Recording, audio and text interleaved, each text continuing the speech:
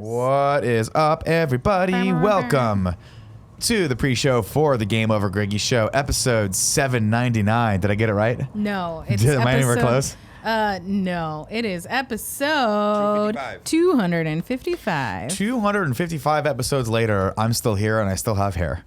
And that is, both of those things are crowning achievements as far as I am concerned.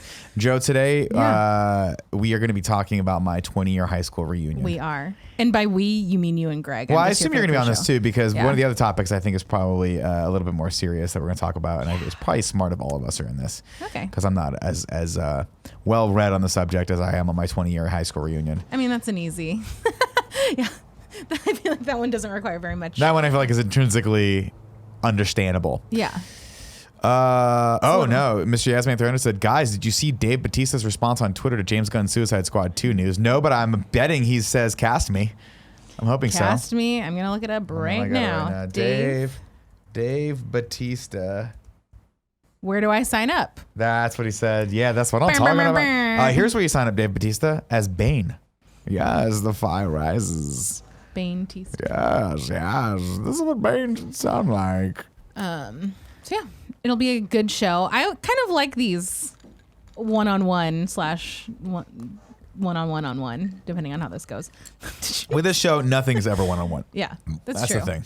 But I like the more intimate feel. Yeah, I think it's gonna be fun. Smaller shows.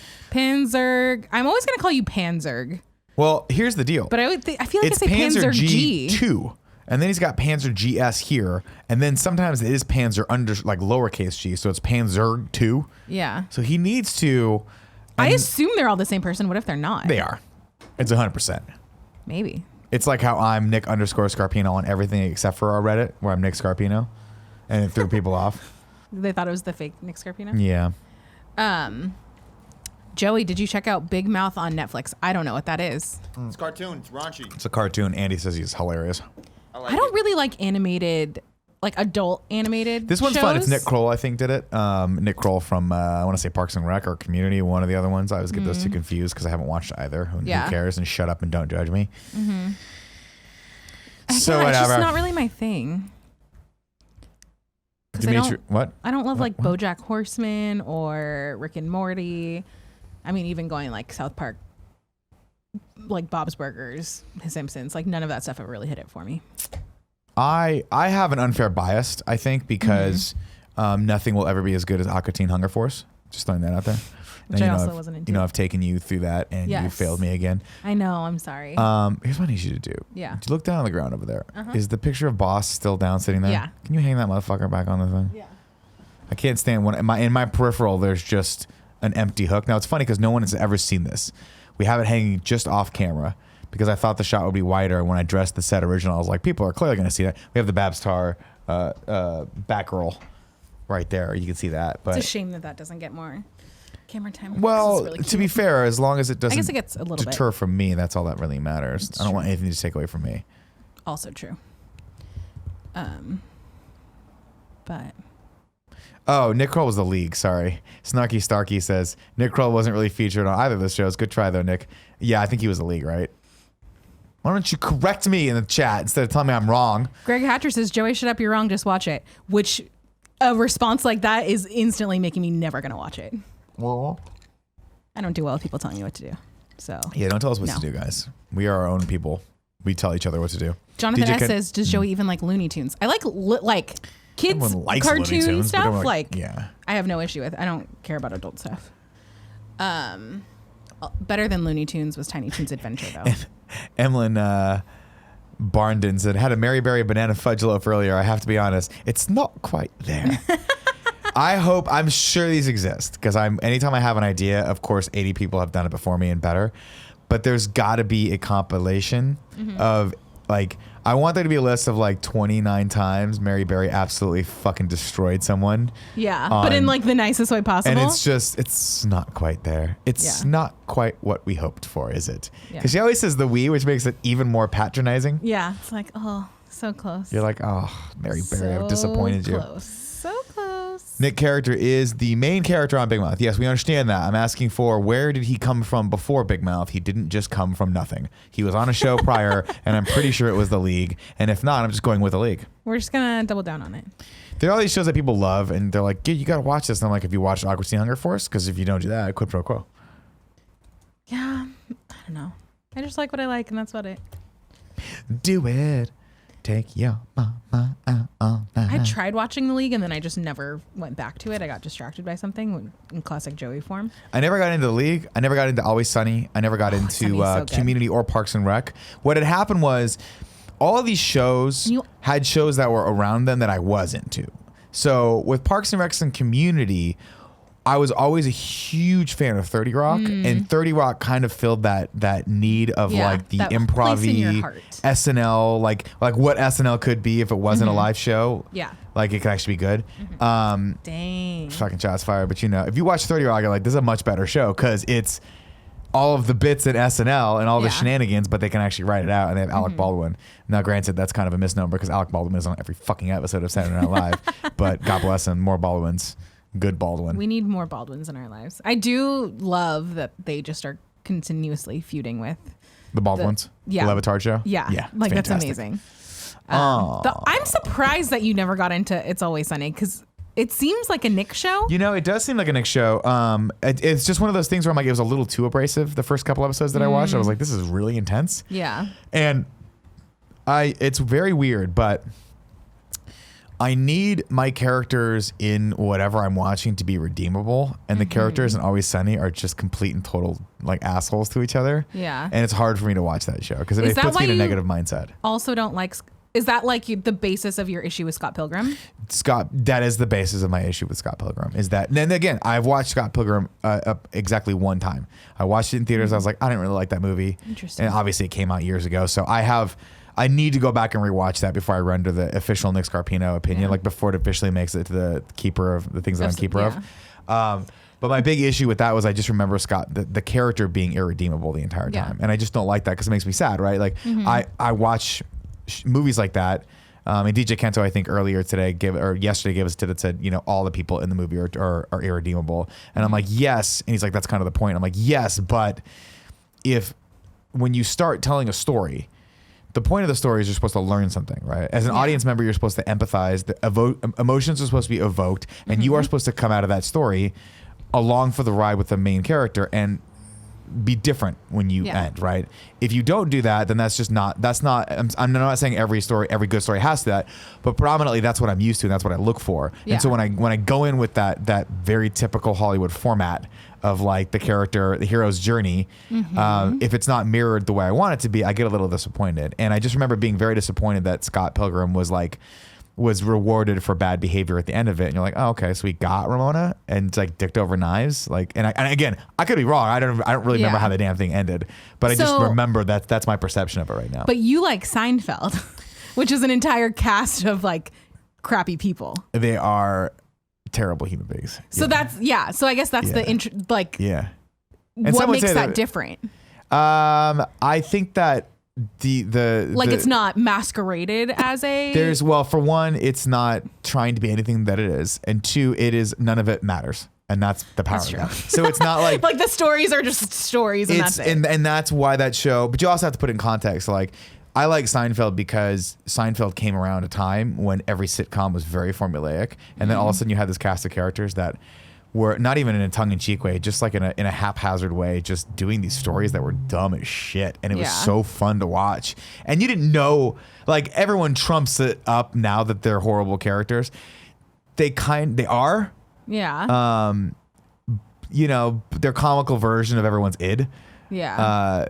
But going back and watching that, like they're never like purposely vicious toward each other. They're just very selfish. And that's what they're playing around with. And at the time, are they just more relatable than some like a character like Scott? Well, they're more likable.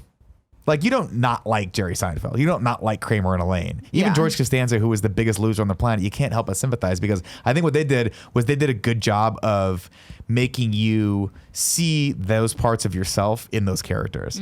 Like everyone's got. I have a little George Costanza in me, right? Where I'm like very lazy at times and I just don't want to try. And like the thought of like still potentially living with my parents is like, I guess that's, you know what I mean? Like everyone, when I was younger, I could empathize with that. Kramer, of course, being just off the wall and never knowing where he's coming from. Obviously I do that all the time. Yeah. Jerry is, you know, the most sane of the characters, but he and Elaine were also kind of a little kooky toward each other. Yeah. So I like those, yeah. But, yeah, I don't know. Sunny is just a different story. Like, Sunny, they're assholes. No, yeah. Like, I totally agree that that's characters. a different echelon of Yeah. And with Scott Pilgrim, character I guess my perception of that was going in, I expected it to be a Michael Cera movie. And every time he had done a role prior to that, he was the aw shucks innocent character who had to learn how to be a man. And in this one, he started off as a punk rock asshole who just picked fights with people and then ended as a punk rock asshole who beat all those people. This is way closer to like the Molly's Game, Michael Cera. Yeah, which for Molly's Game I think worked because that character was supposed to be based on some sort of amalgamation of Tobey Maguire and like DiCaprio, Leo. And when you think of Tobey Maguire, you don't think of a person who delights in absolutely tearing someone down mentally because of a card game. But that's what makes it more devious, right? Is that if Tobey Maguire's really like that, that's fucking evil. And that's an interesting character to explore. But Molly was the main character of that movie, not him. Molly was redeemable because she was trying to do something for selfish reasons. And guess what she learned at the end? Hey, when I crossed the line, I got put in jail almost. Yeah. I learned a lesson. Like I compromised my morals and bad things happened. And that's reality. That's real life. Man, Molly's Game was so good. Man, do you know the one thing that didn't happen in that movie that I wanted to? Her and Idris. What the fuck? Yeah, I know. How hot would that have been if they were just like... Because they have really good on-screen chemistry. I mean, but who doesn't Idris Elba have really good on-screen chemistry with? I guess. Come on, son. But watch Idris Elba make out with a tree. Be hot. That's true. Jesus Christ, they're good-looking people. Yeah. Good-looking people. Why not? Nick, I don't think you've seen Scott Pilgrim, says Brian Sweeney. I've seen it once. Again, I watched it whenever it came out. So my perception of what the movie is probably completely different than what it is. Emlyn I think you meant it in that. the 7 Evil Exes picked fights with him comment from Emlyn Barnden. So maybe we're just misremembering them. I've only seen it once, and that was like 6 months didn't ago. They pick fights with him because he was like into Ramona? She had her 7 Evil Exes, yeah. I don't know. I should stop talking. I don't remember that one very well. I tried going back and watching Speed Racer though, and I just couldn't get through the first 15 minutes. I'm very whelmed with Speed Racer. Like I don't have a dog in this fight either way. Clearly, I don't really care. It doesn't really matter to me whether or not you like Speed Racer. If you like any of these movies, good for you guys. Go for it. That's everything's subjective, and what I like is completely different than what Joe or anyone else in this office might like. That's why I'm fascinated just to have you guys see Bad Times at the El Royale to see if I'm the outlier. I might like it. The thing is, a perfect example of movies that shocked me was I always point back to The Nice Guys. That's what it's called. No, The Nice Guys. Which not to be confused with The Other Guys. No, or The Good Guys. Which one's The Good Guys? What's the one with Will Ferrell? Will Ferrell is The Other Guys. Okay. The Nice Guys is the movie with by Shane Black with Ryan Gosling and Russell Crowe. The Good Guys I've ever seen it. Was a store where you could buy electronics.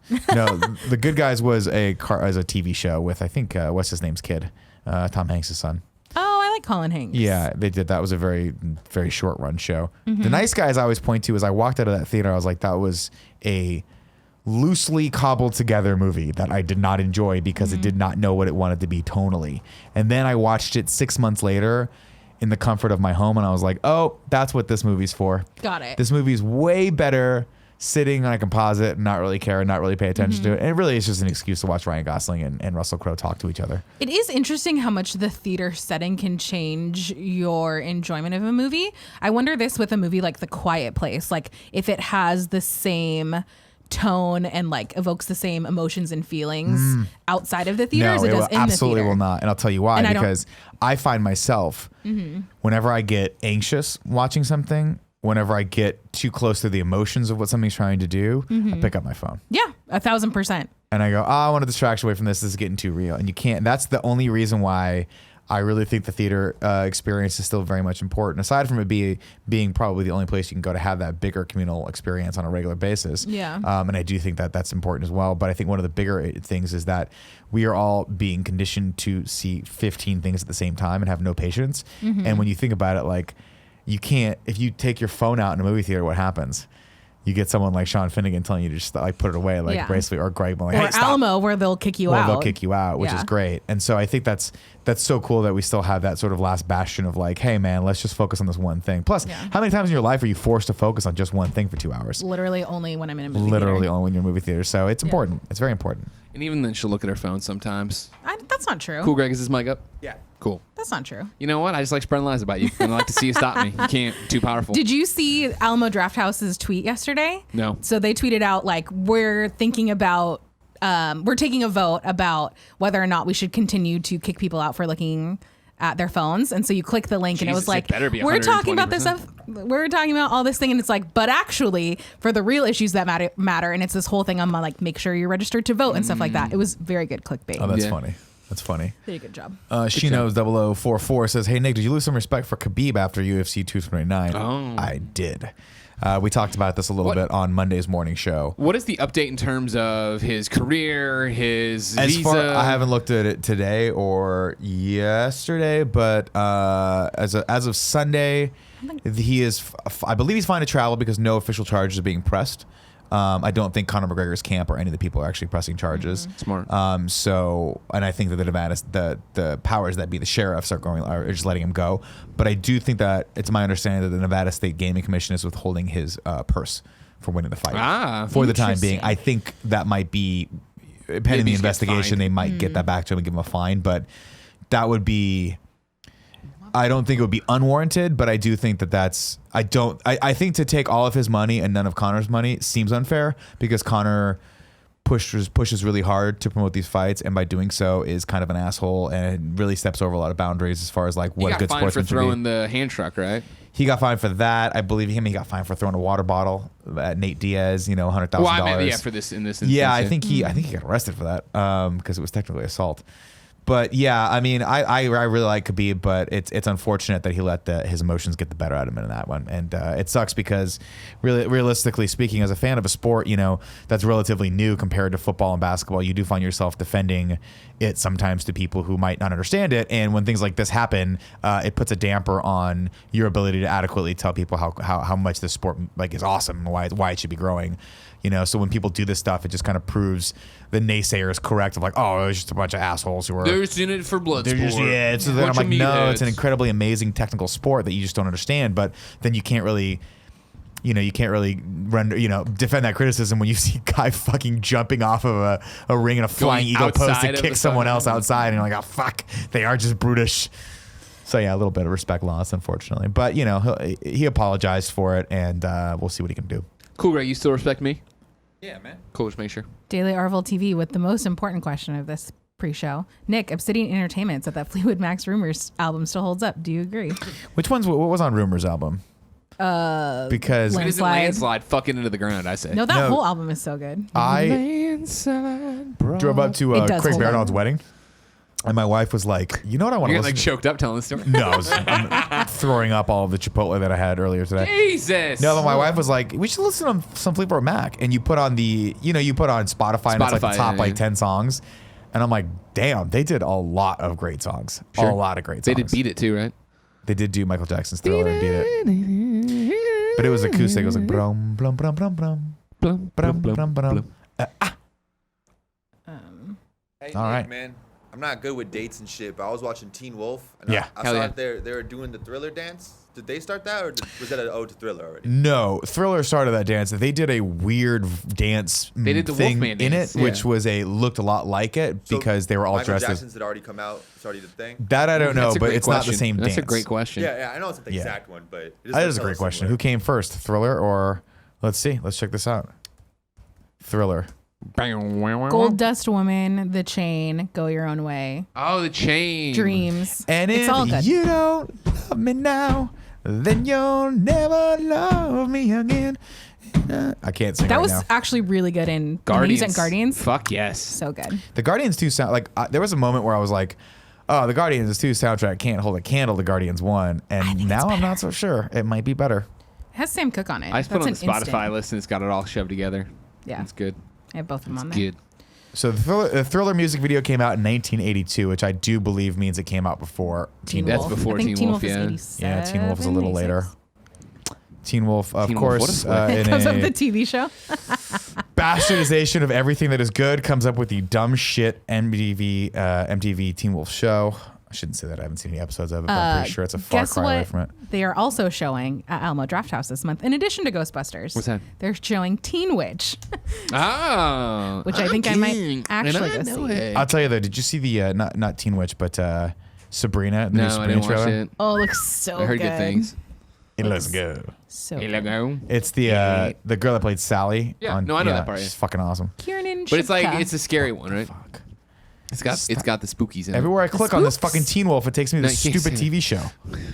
1985 Teen Wolf, yeah. So 5. they're clearly just ripping off. Yeah. Teen Witch is the thing from the intro? Yeah. That's that girl? Yeah. Oh, shit. Dope. Dude, I want to go see it. That is like one of my biggest guilty pleasure movies. Teen it's Witch? so good. Yeah. Trevor Starkey said, just read the Steve Martin memoir and love that he just casually mentions touring with them before either really took off. I have that sitting on my bookshelf right now and I'm very excited to You're talking read about it. Born Standing Up? Yeah. It's phenomenal. You should read it. I also just picked up the Sally Field one too. And then I have the Sidney Poitier one also Sidney sitting Poitier's. on my bookshelf right now. Amazing. A long We time. should probably go. About 27 minutes. 21 Ah. Got it. I'm coming 21 in for the minutes. real deal. Which way you want to Real sit? deal, 'Cause we're doing the Holyfield. weird thing where I'm kind over of there. sitting where I'm at, but Yeah. I'm actually technically in your chair. Joe, you're on call for this too, right? Should The we second part? do this, Greg? I move both chairs back over here and we just take up the space that we would normally take up. And we leave room for Father, Jesus Son, and Holy and Tim. I'm not opposed. I'm not So we opposed. never for mention it. It's a only for- really dumb visual gag. And we tell people, no, but I'm sure we It'd be could like cut that to the time one when- and just composite him in. Well, we could remember when that one time on the Carboni Gog when he left early, and I was like, and Kevin will put him in as a Force ghost, and he did. Can you imagine if we went and got footage of just Tim, and it was just like from an entire show, Tim just Force ghost. He's talking, nobody can hear. Well, I mean, it wouldn't be that hard considering like we could just cut off that one little part. Yeah. And just have him roughly comped in for an entire show. We just have to turn his volume down so when he starts talking, no one knows. God, Teen Wolf is a great movie. Teen Wolf is a great movie. You gotta go. Really one of those with movies. the I watched it flow, when I was at Out of Bounds. I was by myself and everyone that was my friends at Rooster Teeth was gone. So I was basically relegated. What's that? Where were you? Your real friends? No, you guys are my family. I appreciate you guys. No, I'm talking about like Alfredo was there for Friday morning, but he had to fly out to like do some other shit. People were at like fan expo and stuff like that. Lou's wedding was that weekend too. So I was like, I'm just gonna sit at this amazingly air conditioned Denny's. You know, the one off of like 6th Street? one that Or not we 6th went Street. to? Yeah, the one we went to a bunch of times. I'm gonna sit down and watch Teen Wolf. That was IHOP, not Denny's, right? IHOP. So I sat at the IHOP and I watched Teen Wolf and I ate like a bunch of eggs and bacon. And I discovered something that I'm ashamed to say is that Teen Wolf, not a good movie. Really? No. Yes, it is. There's so many things that I feel like don't hold up as well. I watched Spaceballs recently again too. Don't tell. Not I a don't good think movie. that's possible. It's so they're okay. They just the humor doesn't come through. And Teen Wolf is actually legitimately kind of a bad movie. Like it's never actually addressed. There's one character in all of Teen Wolf that is freaking the fuck out the entire time of like, I'm terrified of this thing. Why is no one principal? else terrified of this thing? principal? No, his friend. There's one Styles? guy in it. No, not Oh, Styles. the other young kid who's kid. like, what is happening? And everyone's like, hey, we're just cool with this. Hey, And it's the kid's a like, werewolf. this is an abomination of science. Like, it should be killed. I mean, yeah, there's The coach is a fucking like doing coke in the back. He's everything out of else his is mind. cream cheese. Hey man, just being a coach. Yeah, you know just what I being mean? a coach. It's cream cheese. And it's like, what the fuck? Me and Poe had a long, And then the dad totally threatens the principal. And the lesson as children we were supposed to take was if someone parents are doesn't like protect you, threaten them with physical violence. Well, Poe and I had a long conversation because I am a Teen Wolf aficionado. Yeah. I love this film. Yeah. I own it. I've seen it many times. Sure. Did Mick really kill Michael J. Fox's mom? Because when I watched it as a kid, remember? And he's like, I remember your mom caught her stealing chickens out of my backyard, shot her in the head with a shotgun. And Poe was like, no, that was just an insult. And I was like, was it? Because we never It's explained oddly where his specific- mom Yeah, went. we don't know where his mom is. We know that Mick's gone to jail, right? No. Because at some He hasn't point, gone to jail. I thought at one point, doesn't she say like, hey, you don't want to do, like, you can't go to jail again or some shit like that? Maybe she might say that. But I think she said thought that was more of like a, a night in the drunk tank kind of jail, not like That's you what I fucking always pound thought. me in the ass federal penitentiary. But I will also say this, Office like, space, everybody. okay. I will also say that a lot of the bad guys Uh-huh. in the 80s were actually tremendously misunderstood. Now, Mick is an asshole. Yes. Don't get me wrong. Thank you. But Mick's girlfriend, his girlfriend at the time, doesn't Sucks have too. any conversation with him whatsoever before she decides to go out with Scott. And not even just go out with him, just fuck him. Yeah, she wants to fuck Scott. No, she right? fucks him there in the back. Oh, that's remember? right. Did he fucking back? Yeah. Right. Oh, Then he's he- like, "What's going on here?" And she's like, "Don't worry about it. It's none of your business." Yeah. To which he replies, "It kind of is my business because you haven't broken up with me." Yeah. And then he goes, "Hey man, stay away from my girl because you're banging my girl on the Exactly. No, side." yeah, he says it And in a then- shitty way, but yeah. shitty way. But as you would express it if you were a teenager who didn't have the mental capacity to deal with A, your incredibly hot girlfriend that you're in love with banging this kid, and B, a fucking werewolf being real in reality, and this little tiny thing who could take a fucking bowling ball and hurl it across and maybe kill someone with it. Like, that's scary. He's talking from a place of extreme fear. I'm just saying Mick was misunderstood and maybe might have been the hero of this movie. I will give you that. Okay, see, that's where you took it too far. Yeah. I'll give you misunderstood. Like, Styles He's is a drug wrestling. dealer, and his friend is some sort of beast man. Yeah. And Mick just wants to know where he stands with this girl the entire time. Meanwhile, Michael J. Fox not afraid to step to Mick. Yeah. With the growl and the red eyes and all Yeah. that shit, and he's just like, clearly, he lives in a family that are just assholes. Is all I'm saying. His dad's an asshole too toward the principal. You know, the principal who was, again, did some stupid shit when he was young. You know, totally inappropriately behaved. And this guy, of course, I is forget now what did he do? something with his a girlfriend or something like that. Sexually assault her, or was it just that he was he? He wouldn't fall back. He wouldn't fall back. That Yeah, was he the was thing? he was trying to pursue I her. vaguely remember this. Yeah, it wasn't sexual assault. It was that like No, he was just me and your mother. didn't- I almost have it. Line for line. Me and your mother, we had been together since kindergarten. Rusty could never let it go, Yeah, and just he was wanted always it, an right? asshole about it. Okay, and so, okay. of course, what did he do? And this is addressed a little bit. He goes, "So I fucking put him in his place." And we're His like, "What fucking does that mean, bro?" nice father. Basically, Young I just Tom took, I Bosley, took my pretty much. I took my claws and I clawed his fucking face off. Jesus. So he knew that's a step. I feel like he was saying out something like, you got to control it so you don't end up like how I did. So that's Like, it what was he so scary. did. So that's what you thought he did, right? That was the moral we were supposed to take, which was like, I am ashamed of myself for intimidating this guy, like using this great power that I have to intimidate this guy. And then what does he do in the end of the movie? Hey, Why was he come over even here, there? motherfucker. Hey, Rusty. Hanging out Hey, in the Rusty. And hallway? makes him pee himself, like humiliates this poor man again. Hey, who he's an maybe asshole to deserved his it back. monster. His monster son who's I walking wonder halls. why he's an asshole. He got so terrified when he was younger by this guy. He's probably like, I hate this kid. It's like Snape. Snape hated Harry Potter because Did he loved fake, he Lily. fake hated him though. Right? No, he his hated him. mom. He was a I fucking can't prick. keep up with Snape. Well, one day we'll do in review for Harry Potter. I can't wait to hear all about it when you guys are doing Nah, it. you won't be a Man, part of that. Quick take on this. Yeah. 6 months of jail awaits trick-or-treaters over 12 in Virginia town. Throw it. I want to read the whole thing let's- now. Now I got to Should read we the whole start thing. the show? Sure. Yeah. Ready? Yeah. Yeah.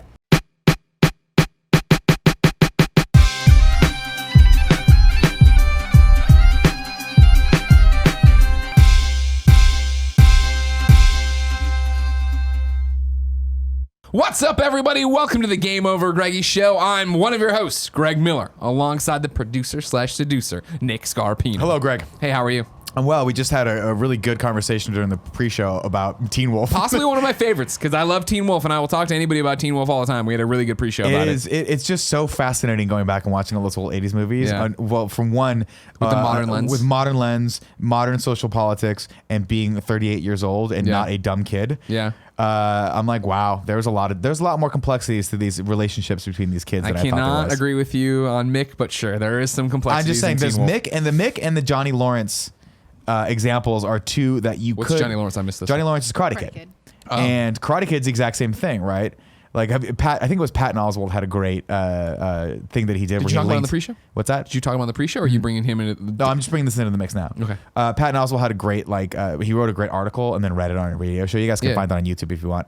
Where basically he links all of Johnny Zabka, I think it was William Zabka, the guy that played Johnny, links all of his roles together through logic. Oh, yeah? Like it's the same character, but he got so embarrassed by Daniel LaRusso that he had to change his name and go over there, and that's like where it's Better Off Dead. And then he goes to eventually, he's like, he just wanted to get away. And all he wanted to do was get away to go to college. But the through line is that there's some olive-skinned asshole kid who's shorter than him who keeps stealing his girlfriend. And he goes, and all he wanted to do is go to college and be on the swim team. And then not only did this same olive-skinned kid steal his girlfriend, but his fucking dad came too and beat him in a diving contest.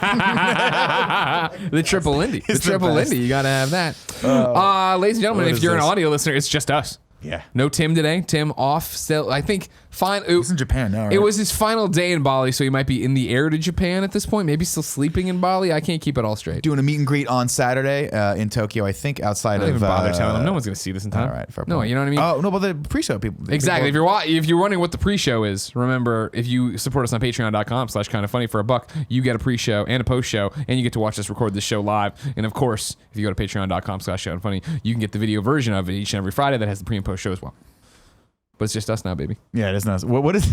Oh, so right before we went live, Greg the brought pre-show this was up. going long. It was like 30 minutes. Cool Greg threw this up. Cool Greg, throw up the whole article. KTVU.com reports 6 months of jail awaits trick-or-treaters over 12 in Virginia town. This is Larry D. Curtis For people of the listening, KUTV staff. The top image they're using for this is absolutely perfect for that headline. It is a pumpkin with a piece of jack-o'-lantern pumpkin. eating a pumpkin, and it's all rotting away. And it's Give terrifying. me a scroll down there, Cool Greg. Thank you.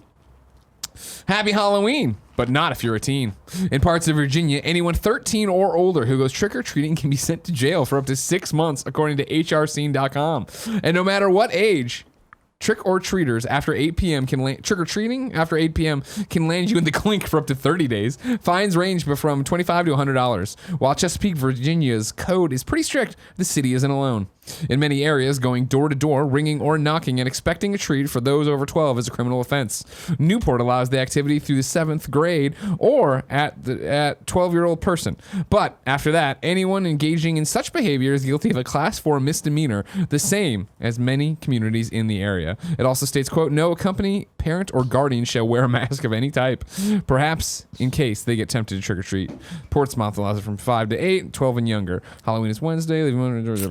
Get fucked, everybody. No, I got to be honest. I understand where this You're comes a from. monster. Because when I was a kid, like when we wanted to go out and still experience it, but we didn't we couldn't, there was no real outlet for us to do that. So you'd go trick-or-treating, but you wouldn't dress up, and then you'd inevitably get into some sort of trouble.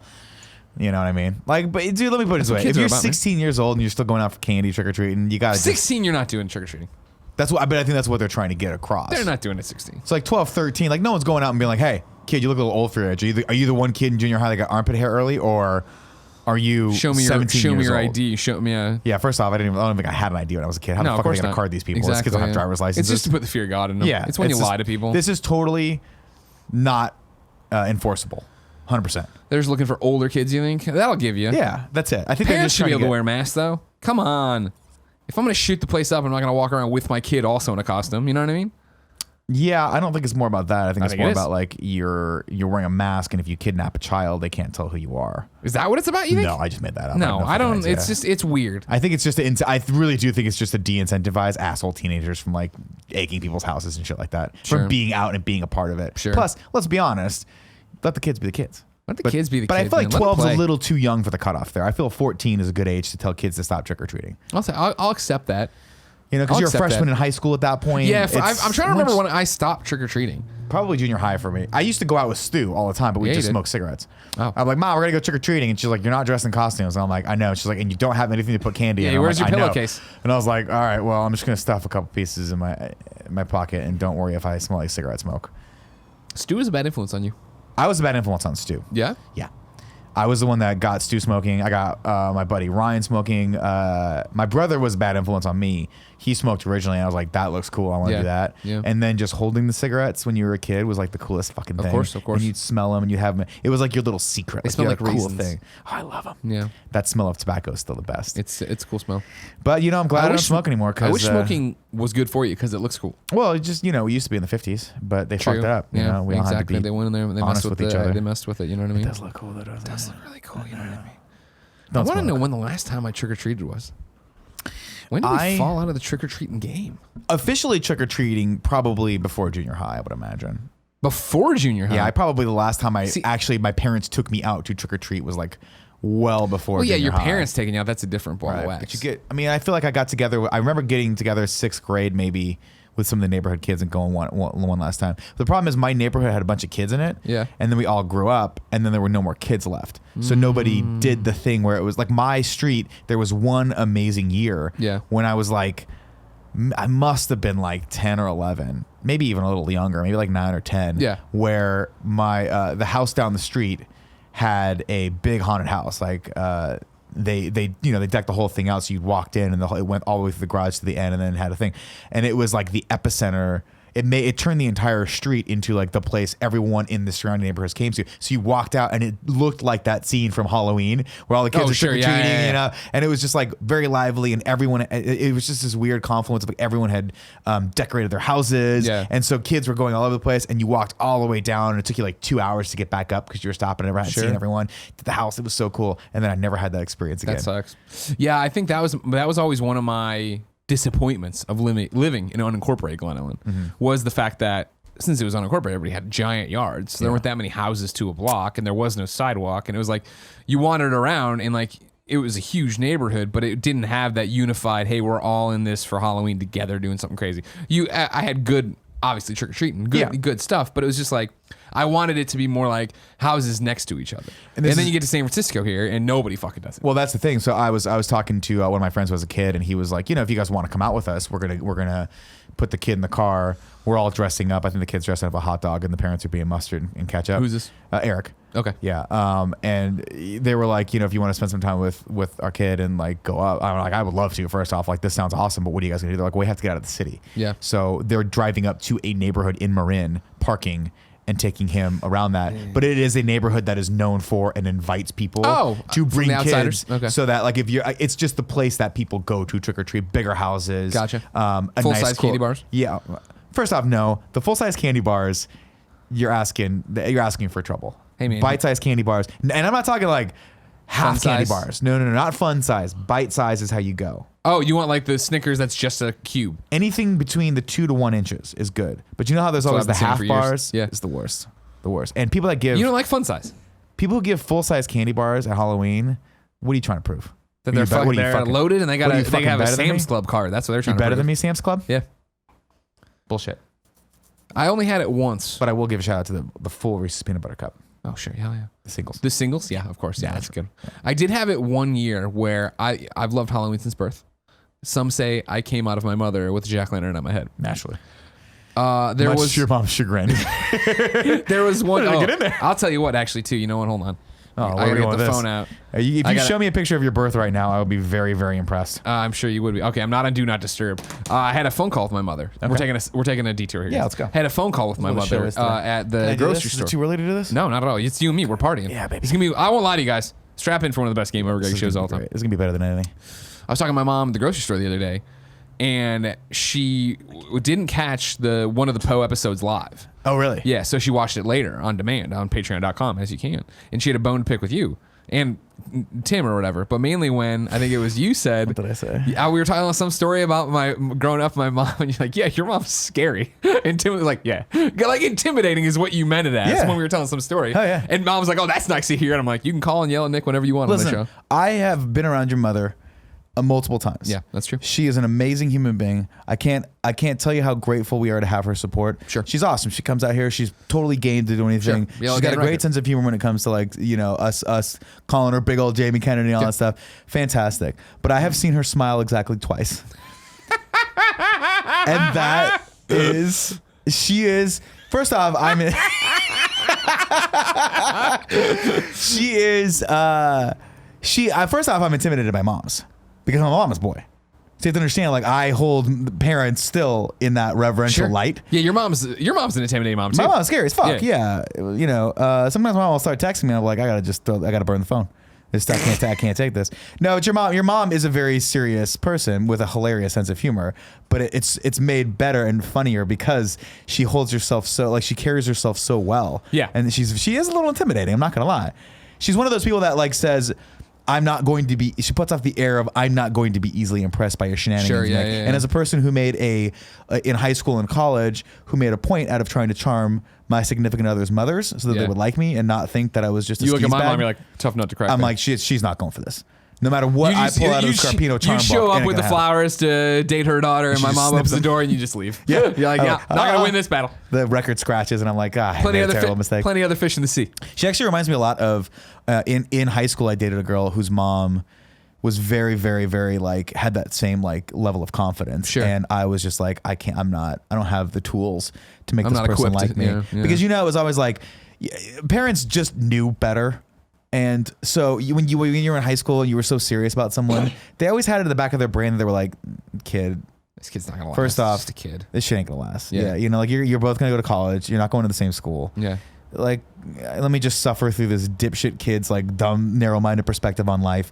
Let me try to keep him from, and my daughter from making terrible mistakes together, and like we'll get them all on the track. And then so they just have that look in their face of like, just don't derail my daughter's life. I have to imagine looking back at the girls I dated or took to dances or whatever, what their parents. If I could have, like it's They one of probably those loves things. you, though. It's they leave the house or like we leave the house to go to the homecoming or whatever, and the door closes. I would love to be able to like time travel now, and like, and they answer like, hey, I know, like somehow not make them freak out that I'm time traveling, but be like.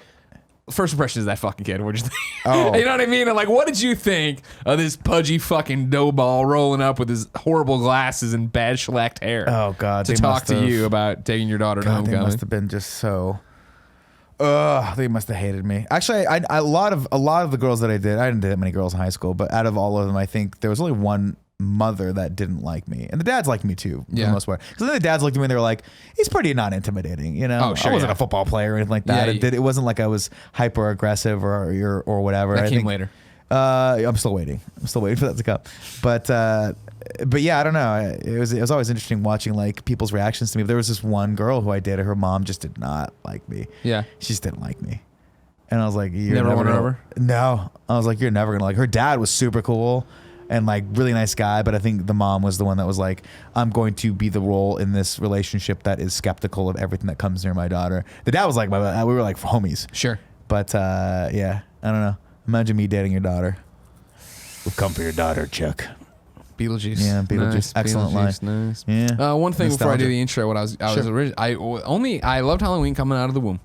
My favorite holiday. I knew that early on. I remember one year we went trick or I'm a little kid, so we go trick or treating early before the sun goes down. Then it was nighttime, and I remember one year my mom went to go, I don't know, make something in the kitchen or whatever, and so I was answering the door for trick or treaters, and these older kids showed up, Yeah. and we'll say I'm 5 to 7.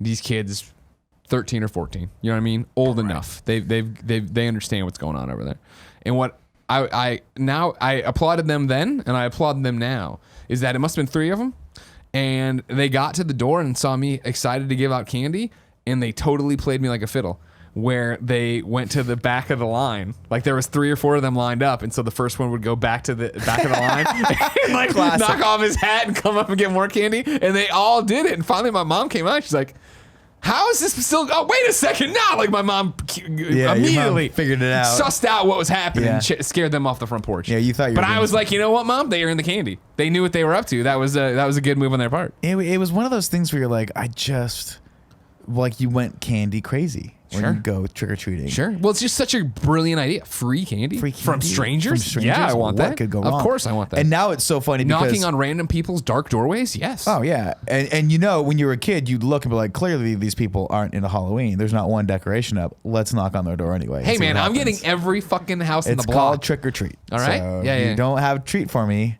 you're gonna get tricked. You gonna get motherfucker. tricked. You're gonna get tricked. But it's funny now because you as all my friends are starting to become parents and I'm seeing life through their eyes. I'm just like they're like horrified by this concept of Halloween. Oh yeah. As well, yeah. I mean, they're just like. I was talking to Eric and I was like, "What do you want to like? Are you just How old is 2, 3? I think he's like 2 or 3. Yeah. Okay. I think he's 2 actually. No, I think Doesn't matter. 2-ish. Doesn't matter. Enough to walk around and understand what's going on. Sure. But Driving yet? What's that? Driving yet? I mean, I gave him the keys, but he just Thank wouldn't you. get in. Thank you. Drunk. But no, it's funny because I'm like, do you give him the whole bag. Because when we were kids, it was my brother, me, whatever asshole friends my brother was hanging out with. Yeah. We'd all go out, get a shit ton of candy, and just Come back, I remember dump it on the floor, lay on your belly, go and through it, watch just some horror movie that's on TV. And my mom would just be like, they're not making noise or breaking things. Let them eat whatever they want. At no point was it ever discussed. And then all the candy got taken and put in like a bowl, and then that got put in the cupboard, and then you would just eat that until it was done. Yeah. But now people are like, oh no, people don't do that anymore. I'm like, what do you mean? And they go, kids go out, they get as much candy as they want to get, but then they're only allowed to have a few pieces. And I'm like, what do you do with the rest of it? And they're like, oh, we throw it away. Fuck these people. And I go, you fucking monsters. Tell them, like, I know where they candy. tell them this in a non-threatening way. The first part, I know where they live. Yeah. Okay. And I maybe will don't say it gladly like come that, pick though. that candy Maybe up don't and say it bring like it to that. Kind of Funny. Try it again. I'll gladly come to your house, which I know where it is, and if you lock your doors or not, and I'll bring the candy to Kind of Funny. Okay. The inclusion of the locking the doors makes it sound like you're threatening them a little bit. Just a skosh. If you don't give me the candy, I'll give out your address on the show. Do you think there's ever going to be a time in your life where you look at a bowl of tiny little candies and think, like, happiness? Like, do you think that's ever going to be? Isn't that now? Where No, I just mean, look like, do you think you'll ever look at it differently? Because right now, even when I see, I forget whose house I was at the other day, but they had the plastic jack-o'-lantern. Oh, God, yeah.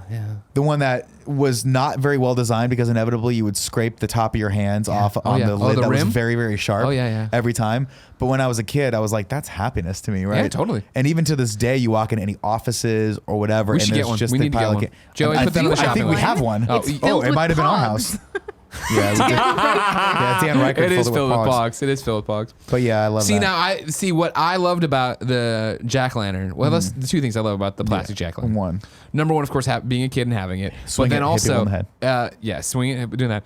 1B on this conversation was you're the same age bracket as me. Yeah. Do you remember when Happy Meals did the Happy Meals that came in the plastic jack-o'-lantern heads as well? And then for the rest of people's lives, those things were in your house as well. No, see, I people think I got- trick-or-treating with McDonald's jack-o'-lanterns. No, because I got my parents, for whatever reason, we were a Taco Bell family. Sure. So whenever we wanted fast food, it was very seldom that we went to McDonald's. We had a Carl's Jr. very close driving distance away from my house where I grew up.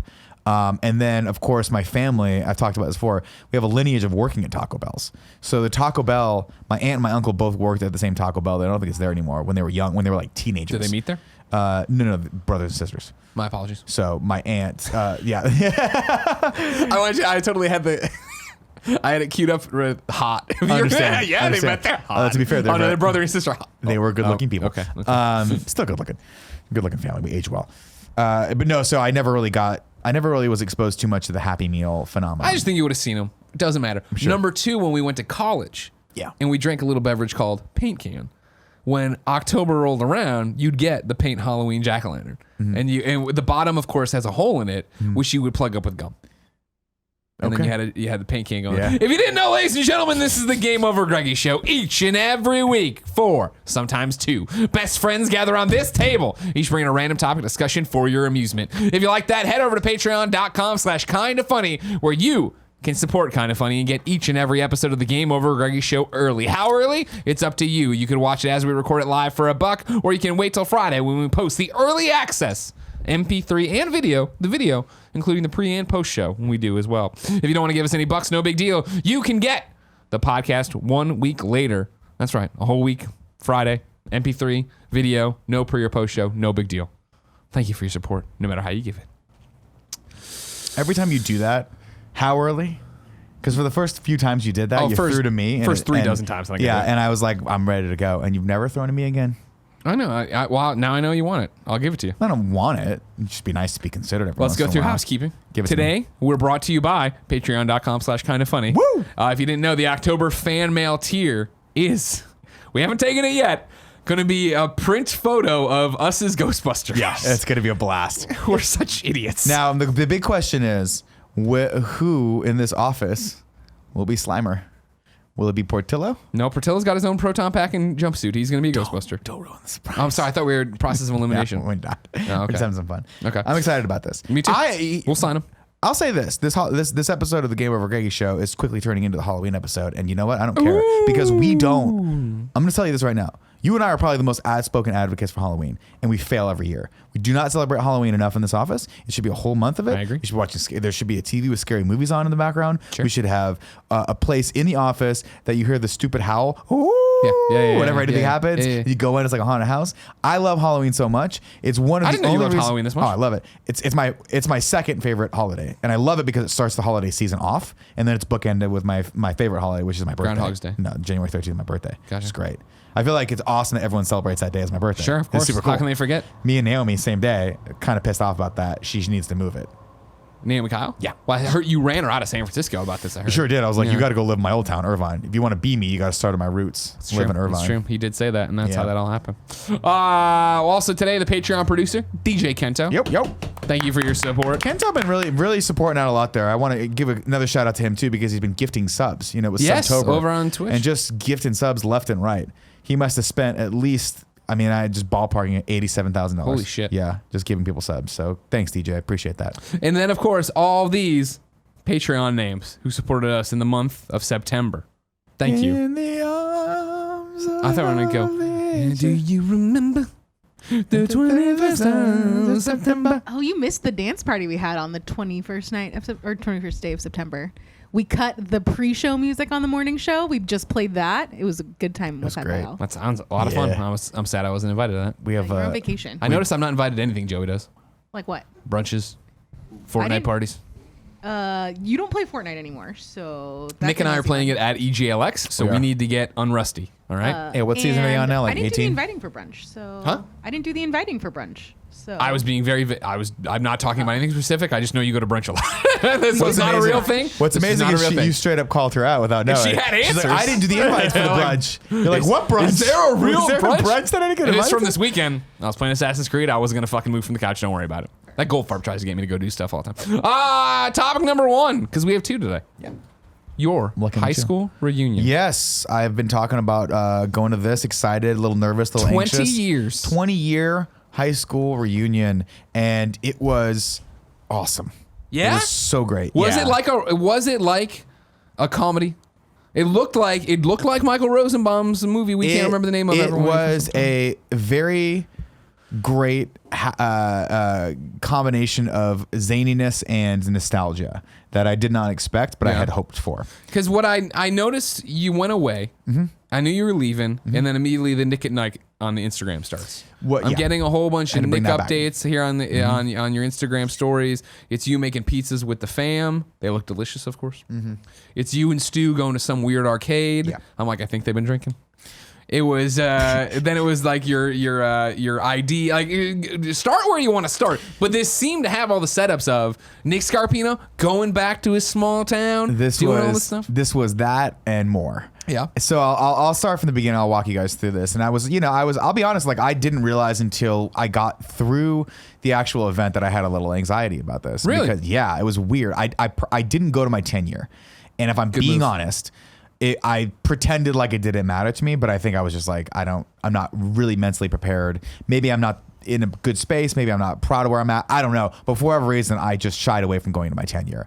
Stu went because Stu has no fears in life whatsoever. Dude, Stu clearly is like that social butterfly. He is a social butterfly. He's just a lovely, lovely person. You know, my wife, Genevieve St. Ange, love of my life. She, pointed out early on in her time around us that Cool Greg, Yo.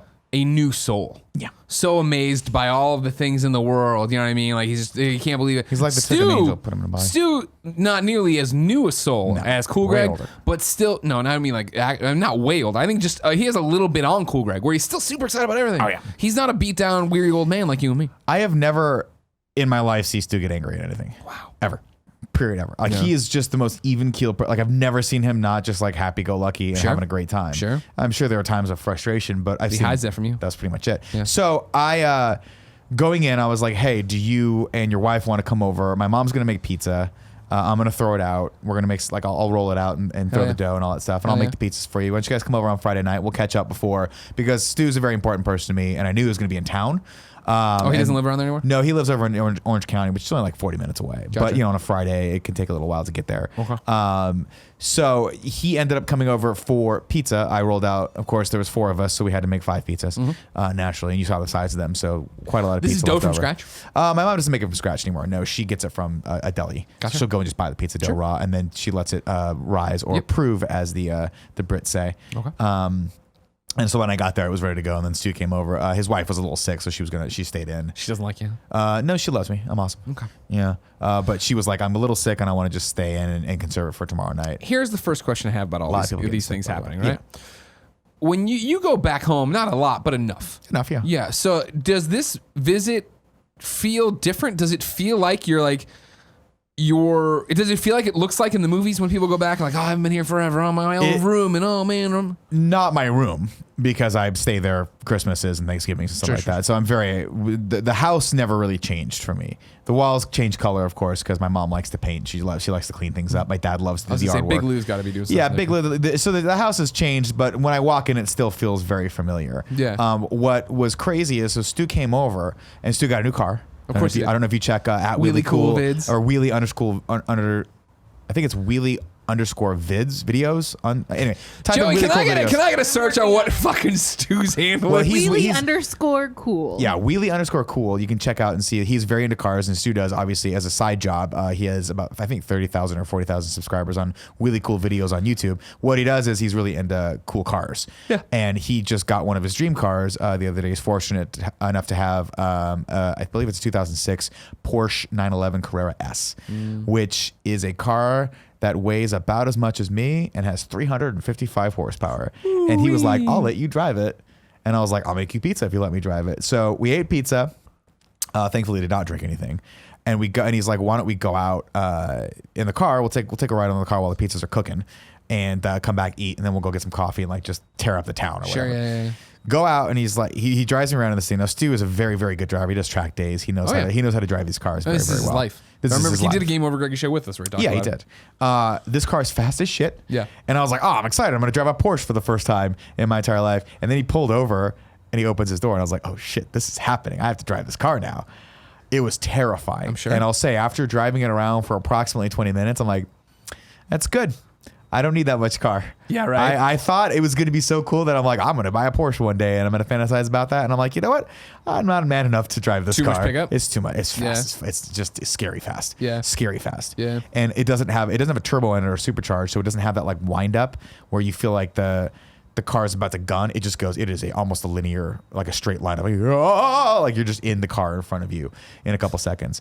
But so we decide. I'm like, hey, we should go out for a cup of coffee, hang out. Let's keep catching up because Stu was there with my folks and we were all talking. But it's a different dynamic when it's just he and I. Of course, talking about some business ventures that he's got going on, hanging out. Go to our old stomping ground, which is like the first Starbucks that was ever in Riverside. Yeah, hanging out there, and that's where we found the Japanese arcade, which I had no idea existed there. And we were trying to win a Pikachu the entire time. And the best we could do was a tiny little Pikachu that I then gave away to one of the best friends who was following my Instagram stories. Friend, was yeah, like, I saw this, right? I live 5 seconds away from here, rode over on the scooter that he's had since he was 3.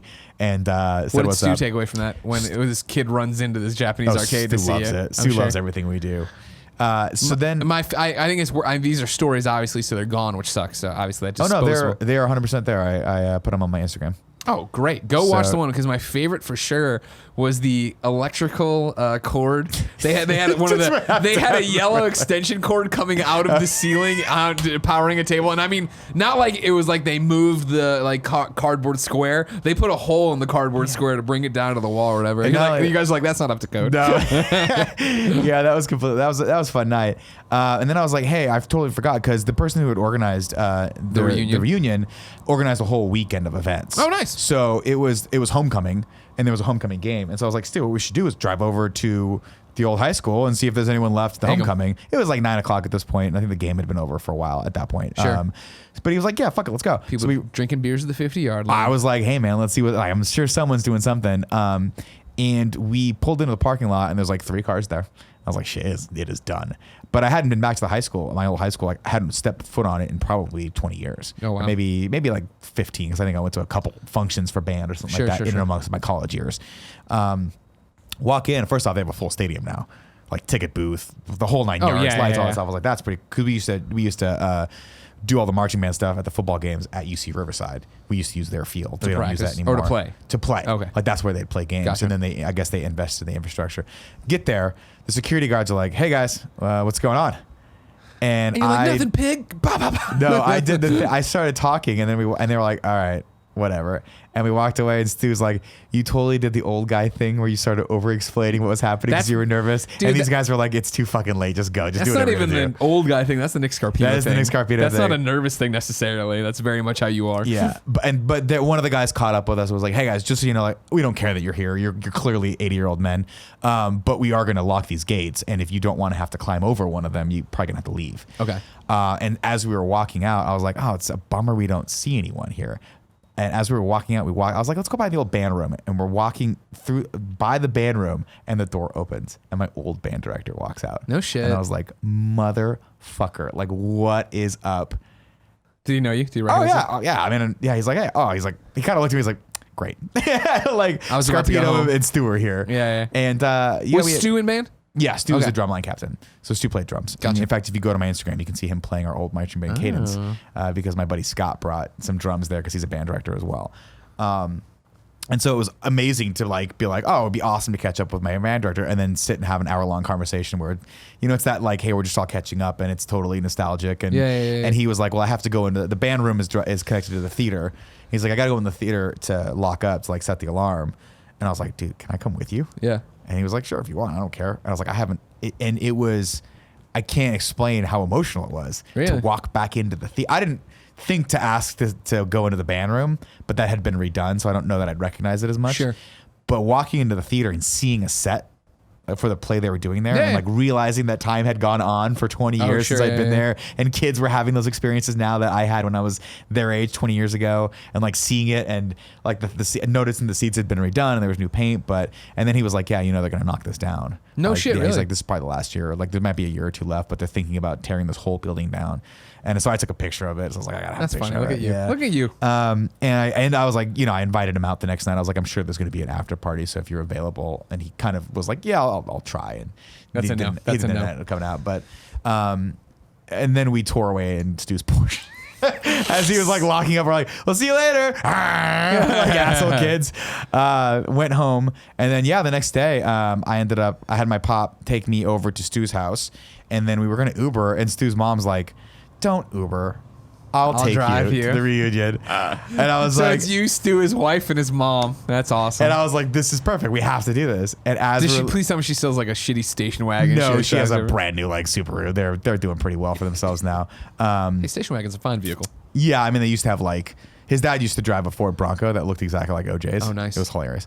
But yes, we're getting out. I was like, bye, Mom. She's like, bye, guys. Love you. We're like, love you back. It was really fun. That's funny. And then yeah, walking up, I was What like, did you wear to this? I Shirt wore and tie this. and a No, blazer? I was a bit underdressed. I'll tell you. Just a kind of funny T-shirt. No, Diet Coke shirt? I wore nicer jeans and just a nicer button-down, like short sleeve shirt because it's Riverside, so it was pretty warm outside. But some people Stu dressed up a little bit more than me. I wish I dressed a little bit better, but I think it was fine because there were people that just kind of showed up and whatever, and then it was a pretty casual event.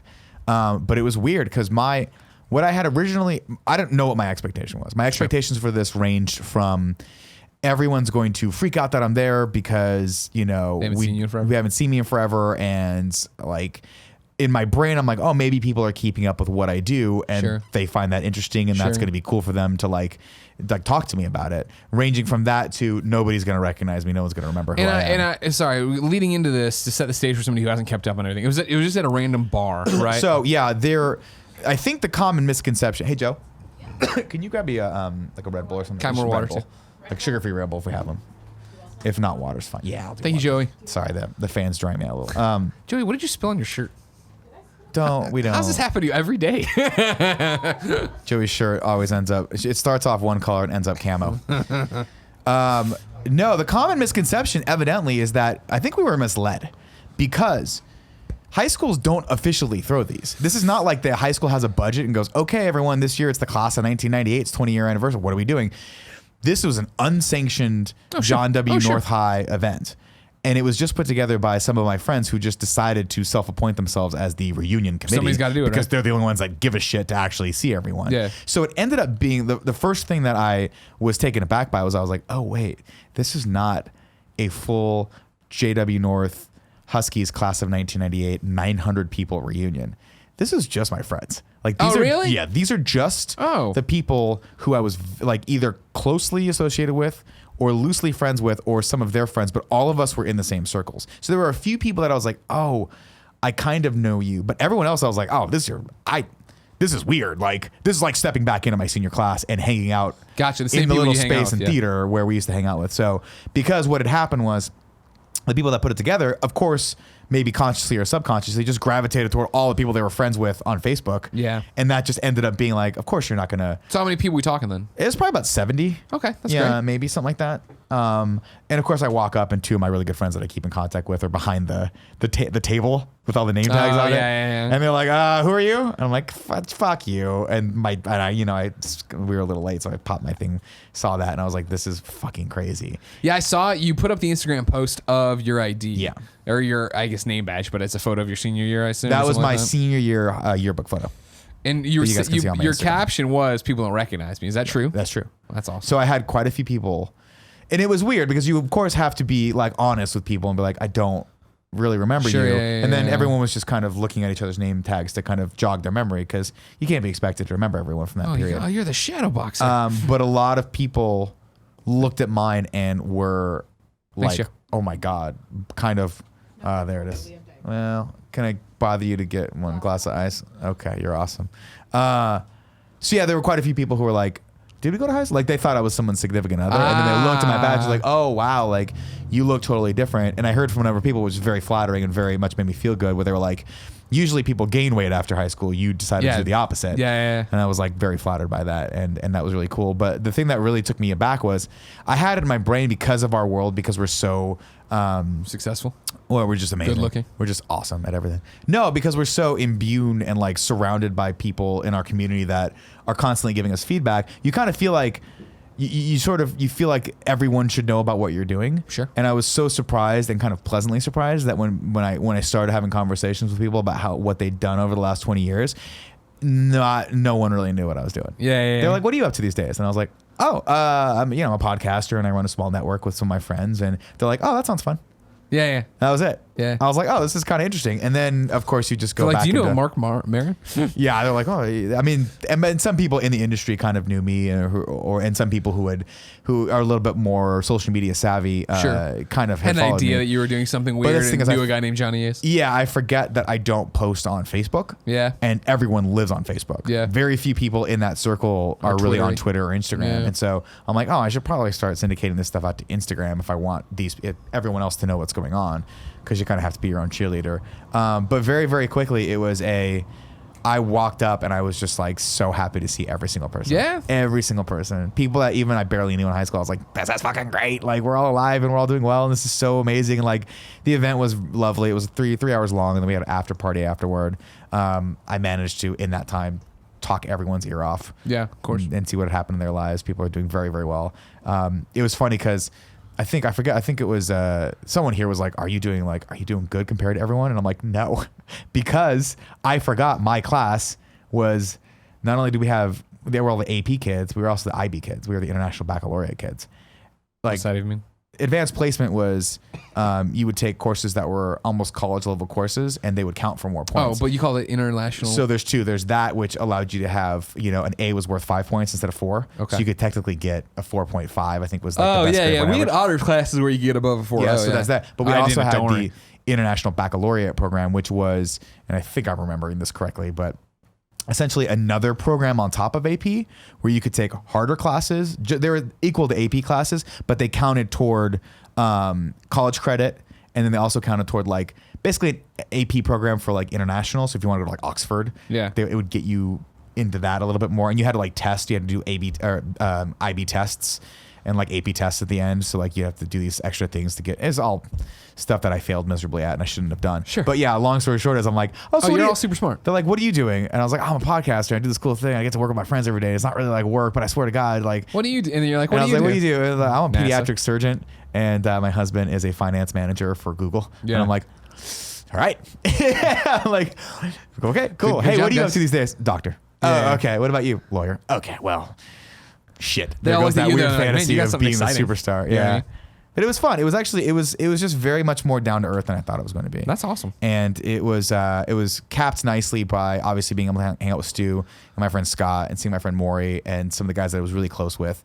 And they all came, and I've kept up with them, but it's always lovely to be able to, get back to them and spend some time with them. It's how often you get together as a group like that, right? Like in that, the whole point of it Exactly. is to get together and reminisce and Yes. talk, and especially connect it to one thing, right? Like obviously, Poe's just on the shows and he was visiting, but like Poe I see a couple times a year, right? And I'll talk to here and there, but like to get me, Poe, a few other the backyard wrestling guys together, like that's where it That'd gets be super amazing. rare, right? Where it's like, I mean, and that is exactly what happened, right? Yeah. Like I talked to one of the people that was there, and she was like, she told me a story, and I was like, I can't believe I forgot that. She goes, that we all went to prom together, and I was like, no, like I totally forgot. What had happened was one of my friends found out she didn't have a date. I guess it had fallen through, and she goes, he just came up and just decided, hey, I'm just gonna ask her, because I know she needs a date and like I don't have anyone to go with, and I think it'd be really fun. And she goes, and you have no idea how much that meant to me, because I was not going to go to prom, and then I got to go over to your house for like pre-dinner thing. I think we did. It might have been. Yeah, I think it was like my junior, like when I was a senior, or maybe it was she's when I like, was a you junior. threw dough. You're like, I No, just my did mom. that yesterday. She's like, I'll never forget your mom made like lasagna, and like we all went there, and like we had a great time, and then we all went in a limo together, and I was like, oh my God, I totally you had forgot lasagna about that. before prom? Dude, That's a heavy fucking meal. Did right you see there. the picture of me on my Instagram? I was not that. So that Nick Scarpino and this Greg Miller would have gotten along very well. Yeah. That Nick Scarpino was not afraid to put anything in his body. Sure. I'm like, you want to eat lasagna right now, drink, and then eat more lasagna? I'm game. Well, you mean this Greg Miller now? No, you're Greg Miller growing Okay, I up. We was would like, have been I friends. wouldn't do that. I would never eat lasagna now and go out to a dance. I totally would. No. So, and then of course we all ended up going to an after party. It was just at a bar nearby, and that's when another awesome thing happened. What's up? I don't want to jump away from the go story. for it. I love that story of that woman coming up and telling you that. You know what I mean? That was amazing. Because right? that was, I mean, I feel like, I feel, and this sounds stupid, all of my great stories and all of my great material has been told, right? Like, and I feel like I've told the same stories 300 times a piece. And so like having Poe on here, right? Where he was like, and then what's the stupidest thing Greg did, or the crazy thing Greg did? And he's bringing up shit I haven't even thought about, let alone what his perspective on it was, right? I forget that like Poe's mom didn't want him hanging out with me in the first grade, right? Like, That's right. crazy. And like the IOU story, I'm like, oh fuck, I haven't thought about that in years. Yeah. And so the people that you've had a glancing contact with, you know what I mean? From a random prom or the kids in the theater classes and shit that I did, I don't even remember. I'd love to hear what their story what lens they have for me. You know what I mean? Oh In terms of yeah, that. yeah, because they inevitably are going to remember stuff that you're like, you just haven't thought of in years, Yeah. right? Yeah, Maybe yeah. that moment that was just kind of a quick little thing in your brain was like very meaningful for them, and that's like I didn't really ever have beef with anyone in high school, and I to the best of my knowledge, I don't think I ever like really mistreated anyone. So I didn't really have anxiety in that regard of like, I have like a score to settle with people or anything like that. But it was interesting, like to hear other people's like version of me when I was in high school, and have them like a person was like, my mom always wanted me to date you. And I was like, really? She goes, yeah, for whatever reason, you made an impression on her when I met her one time, her mom one time. This is my friend that I was like, we never even had anything. Sure. Nor were we ever into each other. But she was like, yeah, my mom always wanted to date you. And even to this day, she goes, how's the Italian guy doing? And I was like, I'm like, how did I get across to your mom in the 5 seconds that I met her that I was Italian? Like, what the fuck was my spiel back in the day? I mean, you're Nick Scarpino. Yeah, I guess. I'm sure I don't you're know. giving off those vibes. So there was that, and then of the course after party, we partied in that space for a while, and then Scott was kind enough to take some of the drums from his school and loan them to the cause, and so Stu and some of the At guys, the bar? yeah, they set him up and they did the drum cadence, which was really really fun and went over well. So I was gonna say too, Is everyone there, since they're your group of friends, are they all mostly band related in some way? Mostly theater or band related, I would say. Okay, because I was gonna say if I God forbid went to my high school reunion and some fucking band dork brought out the drum, I'd be like, are you fucking kidding me right now? Well, what it was largely was the circle that was band, theater was probably the center. So a lot of people were in band, and a lot of people from band were in theater. And then a lot of people in theater, well, obviously there was crossover there, but there was also a lot of crossover from the theater kid to the student council kids. Yeah. And so those were primarily a lot of the people that we had. Some cheerleaders in there a little bit that had come, but I don't remember there weren't like any football players. There were no sports people whatsoever at this thing. If there had been, Gotcha. like, it would have been like, because we just didn't float in those circles. 100%. There's nothing wrong with that. Yeah, you're not you're not demonizing football. You're just like, that wasn't your friend group. Trying to work it through in my head, like, why those people didn't show up. But I think it was just because at a certain point people lost contact or whatever. Sure. And again, it wasn't like people were going down the full Rolodex and being like, I'm going to look up this sounds very much people like and see what's going on. I'm going to invite this core, and then you invite your friends you're still in touch with, right? And that's how you get. And it's spread, but it's spread organically. Three. I can think of if I was doing this, right? I can see my core of friends, but then how it gets pretty quickly 3 removed in post bringing in a person that I know, but we weren't friends with. But I can see how he invited this girl who was friends with this guy who invited. Yeah, I get it. And that was that. And like I said, there was only maybe like 5 or 6 people that it took me a second to kind of put them in place of what high school was, but I never really hung out with them. Sure. And there were some people that just straight up didn't know me. They were like, who the heck are you? Yeah. Like, you look kind of familiar, but we weren't there. But then, so we go to the after party, and then another very special thing happened. My theater director showed up. So what was so special for me about this was, obviously, she had retired, and I had called my brother, and I was like, we got to go to her retirement. But it ended up being, I think her retirement dinner was like the first E3. We were kind of funny. Mm-hmm. And I'm like, I want to do this. I think it was like the weekend after, but I was like, I want to do this, but I want to leave this. It just might be a little too overwhelming with me, getting the company down there and doing all the stuff we're doing. So I kind of talked myself out of doing that.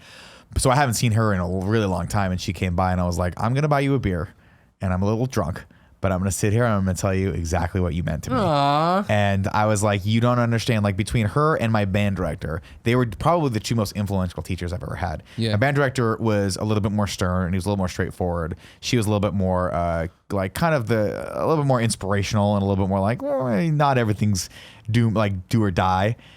So I had 2 very strong influences creatively in my life, one of which was like held me very much accountable for myself, which is my band director, because he held me to a higher standard. And then I had our theater director, who was really about making an environment where everyone could just be creative, and like you could take some risks, and you can get up there and you could perform, and everything was going to be okay in that space. Not to say she wasn't, a teacher and that would have those teachable learning moments with me. But so I was able to kind of like stand with her for a few minutes and be like, you don't understand like how important it was for what you did for us. And I am a person who now makes a life as an entertainer. And this is amazing. How many for audio listeners, if you think that there is something that just ripped, it was. They did not hear that Greg audio just ripped listeners. the tags out of his shirt. But no, but it was a poignant. So what happened? What was her reaction? Oh, she was like, of course, like I loved you guys, and it was my pleasure, and that's what I did, and I really loved my job. And she had retired, but she still kind of does. She consults and stuff. Yeah. Every once in a while, she'll come in and like help out with other projects for like different schools, which is great because I think she needs to work forever. But yeah, it was really, really cool to be able to get the opportunity to, as an adult, be like, hey, you did something a long time ago that paid off in dividends for me. And I never got a chance to thank you, but as a person who can now articulate his feelings and his emotions, thank you. Yeah. And she was like, yeah, no problem. And I was like, I'm going to buy you a beer.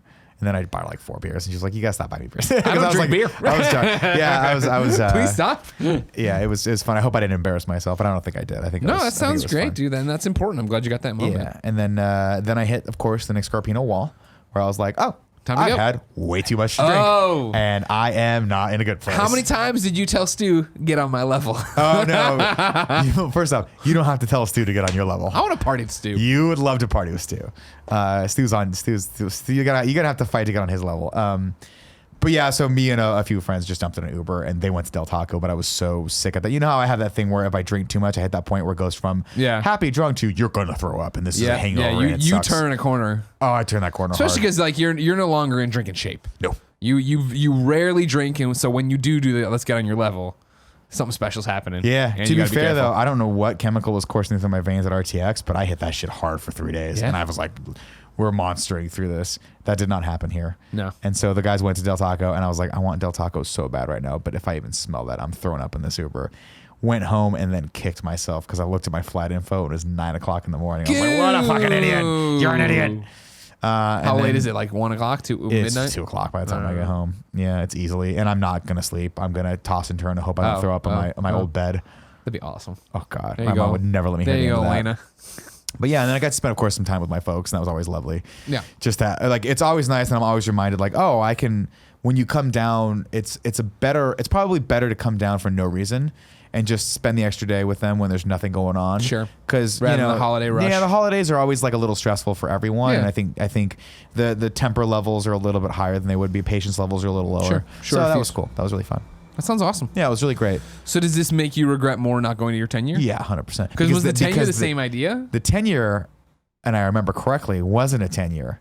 I was reminded it was an 11-year, but it was a 10-year for the class of 1999. And so what had happened was, and this is why I'm bummed I didn't go to that, was that I had a lot of friends in 99. It ended up being a 10-year reunion for 3 different classes. Oh. So what they did was they opened it up on Facebook and said, hey, if your class of, I think it was 3 different, for sure it was the class after us. So if you're a class of 90, I was 98. They were like, if you're class of 98, 99, or 97, Okay. you can go. Gotcha. And so it was way more people. And I would have freaked out because I feel like that would have been crazy. That would have been cool. This one was a lot more intimate than I thought it was gonna be. As you tell this story, I try to start thinking of high school in my class, and I can barely remember. I got a face here. What was Chris's last name? That kind of shit. If I was to go there and it was going to be a class above me and behind me, I'd be like, I don't know who you fuckers are. You would think. And that was my biggest point of like, oh fuck, dude, I'm gonna get in so many. I was like, oh, I'm gonna walk in, I'm gonna get in so many conversations with people where I have to go, yeah, it was so great, and then walk away like, who was that guy? Well, I'm talking about if there was the extra classes. Like Oh you're yeah, talking yeah, for 10. but that's what I thought for this class. I was like, oh, I'm not gonna remember anyone's name. No, this year would be fine. And I walked in and everyone's name, I just, because I do that weird thing with names sometimes where I'm like, oh God, I'm so worried I'm going to forget your name that I forget your name. Sure. But this, I was just spouting off names left and right. I was You. like, oh my There you God, go. Kelly, Tara, like all these people, like fucking BJ. I'm like, what's going on, man? Like it just came back and it felt like I was in high school again, which is cool. That's funny. Yeah, that's that's really fun. funny. What was the divorce ratio like over there? Everyone showed up with a significant other. A couple of my friends were on their second wife. Okay. A couple of them had yeah. So it wasn't bad. I didn't meet anyone that was actually divorced and single and ready to mingle. Oh yeah. Yeah, which was that's I how feel like it's a 10-year thing. That seems like a good probably 10-year would be, thing. because by the time you get to 20 years, Yeah. The thing with 10 years is like people either are just starting to have kids or they're still figuring it out. Yeah, You yeah. know, because it's only 10 years later. It's only like 35. Sure, yeah. Or no, not 35. Not even 28. no, 28. Yeah. By the time you're 38, it's like life has dealt you the cards that you're gonna you know what I mean? What an uplifting way to say that. Life has dealt you the cards you're getting. At 38, you're like, I'm not gonna be like, there's no because there's no like surprises that are probably going to be had at this thing. Yeah. Because most people have kids and are with their husbands and or they're me and they're just married and doing their thing. And so, yeah, it was a lot more, it wasn't like a party. It was more just like, it was just a really cool gathering.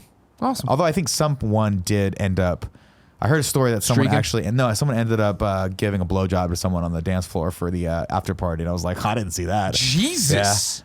Yeah. I guess I got a little raunchy. This year. Yeah. Jesus. Yeah. How did But- you miss that you're so Oh, that was gone. fucking by that you're point. partying. You're on the wrong level. Because Stu was like, "Oh, you didn't see that?" I was like, "No." He's like, "Yeah, it was right after I sprayed the entire crowd down with a giant bottle of champagne." I was What like, the fuck? "What the fuck, dude?" I'm like, "Where was this? Why didn't I see it?" He's like, I don't "Oh, know. you left early." He's like, you were talking to some waitress you thought was the old director. I was like, "You're great. Are you gonna order another cocktail, sir?" Yeah, I don't know. Have you seen that?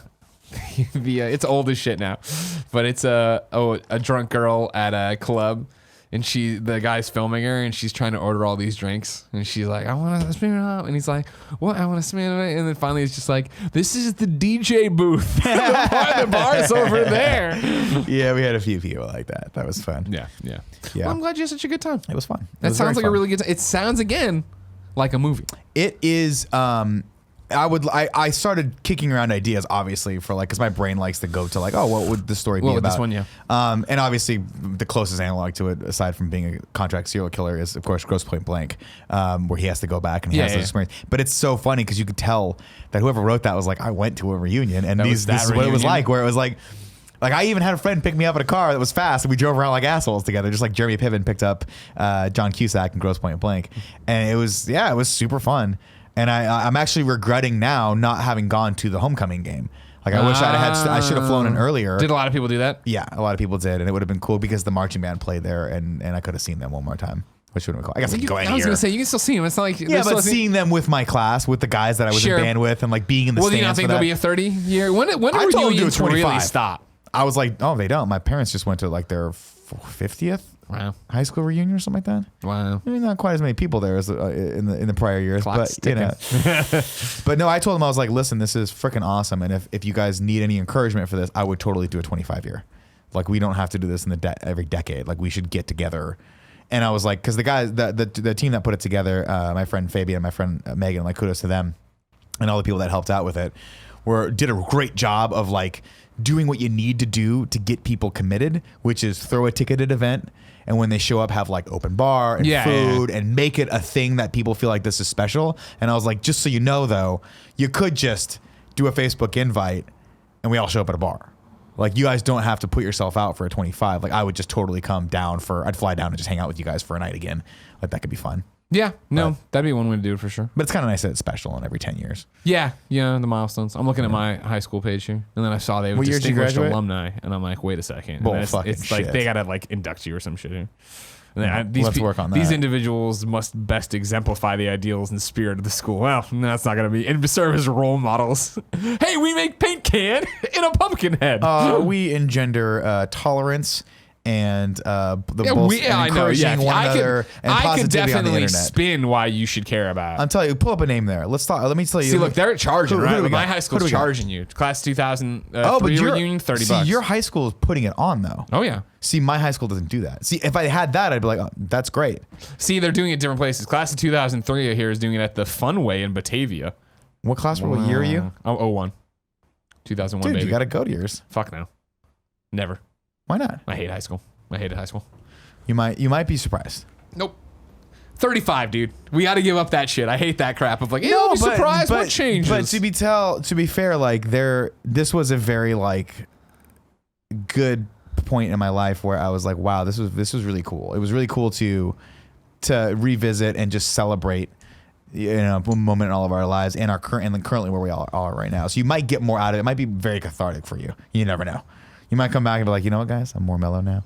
I don't feel like screaming on camera anymore. That's what it was. It's the inner rage of high school that's keeping me being the guy I am. No way. I get it. I mean, like, that's just the thing of like, why it's, when I talk about Mizzou, why I was talking about how it caught me so off guard that I would fall in love with that school and be so ride or die with it. It's just that I didn't have that in high school. Like, I didn't care about it, any of the teams or the sport, anything that like is like the high school. Hey, here's how we're fucking St. Francis High School. You know what I mean? That wasn't who I was, and so to get to Mizzou and find all that and like the conversations you're having with your theater teacher, right? Like you figure that's what I got to do when I went back to make that Mizzou video with Tim and Microsoft, to sit there with Tom Moreover and be like, do you remember telling me this in this meeting and like how that like changed the course of my life and shit like that? Yeah. Whereas like fucking high school, I was like, all it would just be Festivus. It'd be the airing of grievances. Well, maybe. If it's these fucking teachers talking like, do you remember?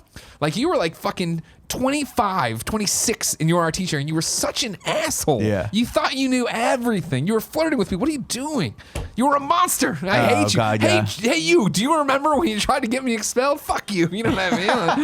I think over people. I think you might think you do that, but it might actually be like, I'm Greg. That's fair. I operate on a different plane. I see you try to start fights in theaters because people are answering their phones. Somebody has to. There have to be rules. Let me pitch you on my idea for the movie. Sure, please do. This. Okay, I didn't go to the 10 years, so I'd have to remember what that is. Sure. I write a movie about a guy going back for his 10-year high school reunion. And originally I was like, oh, I'll call it Reunion. But I'm like, I'm sure there was a billion movies called Reunion, right? So what if you said, here's what it's going to be. You get the cast, right? Listen. And you link letter it.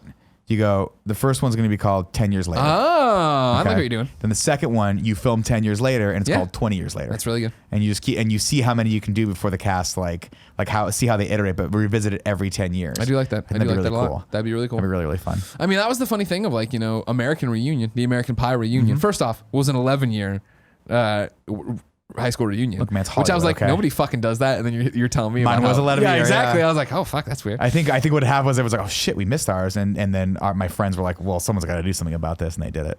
But I have that hope for that movie franchise. That we get another American reunion down the could. line. Because I would watch it's it. totally those movies What were the hell's so... Jason Biggs doing right now? Hey, you stay away from him. He's fine. Get off your Isn't ass, the- Jason Biggs, because Sean William Scott's fucking crushing it right now. He was the voice of Leonardo. I don't know if he stopped doing that. Yeah, I think in he was Ninja for a while. Turtles. He's doing a lot of stuff. I'm just something giving like their shit. Okay, They're cool. all doing stuff. Yeah, they're all. Sean William Scott's actually he's on Lethal Weapon still.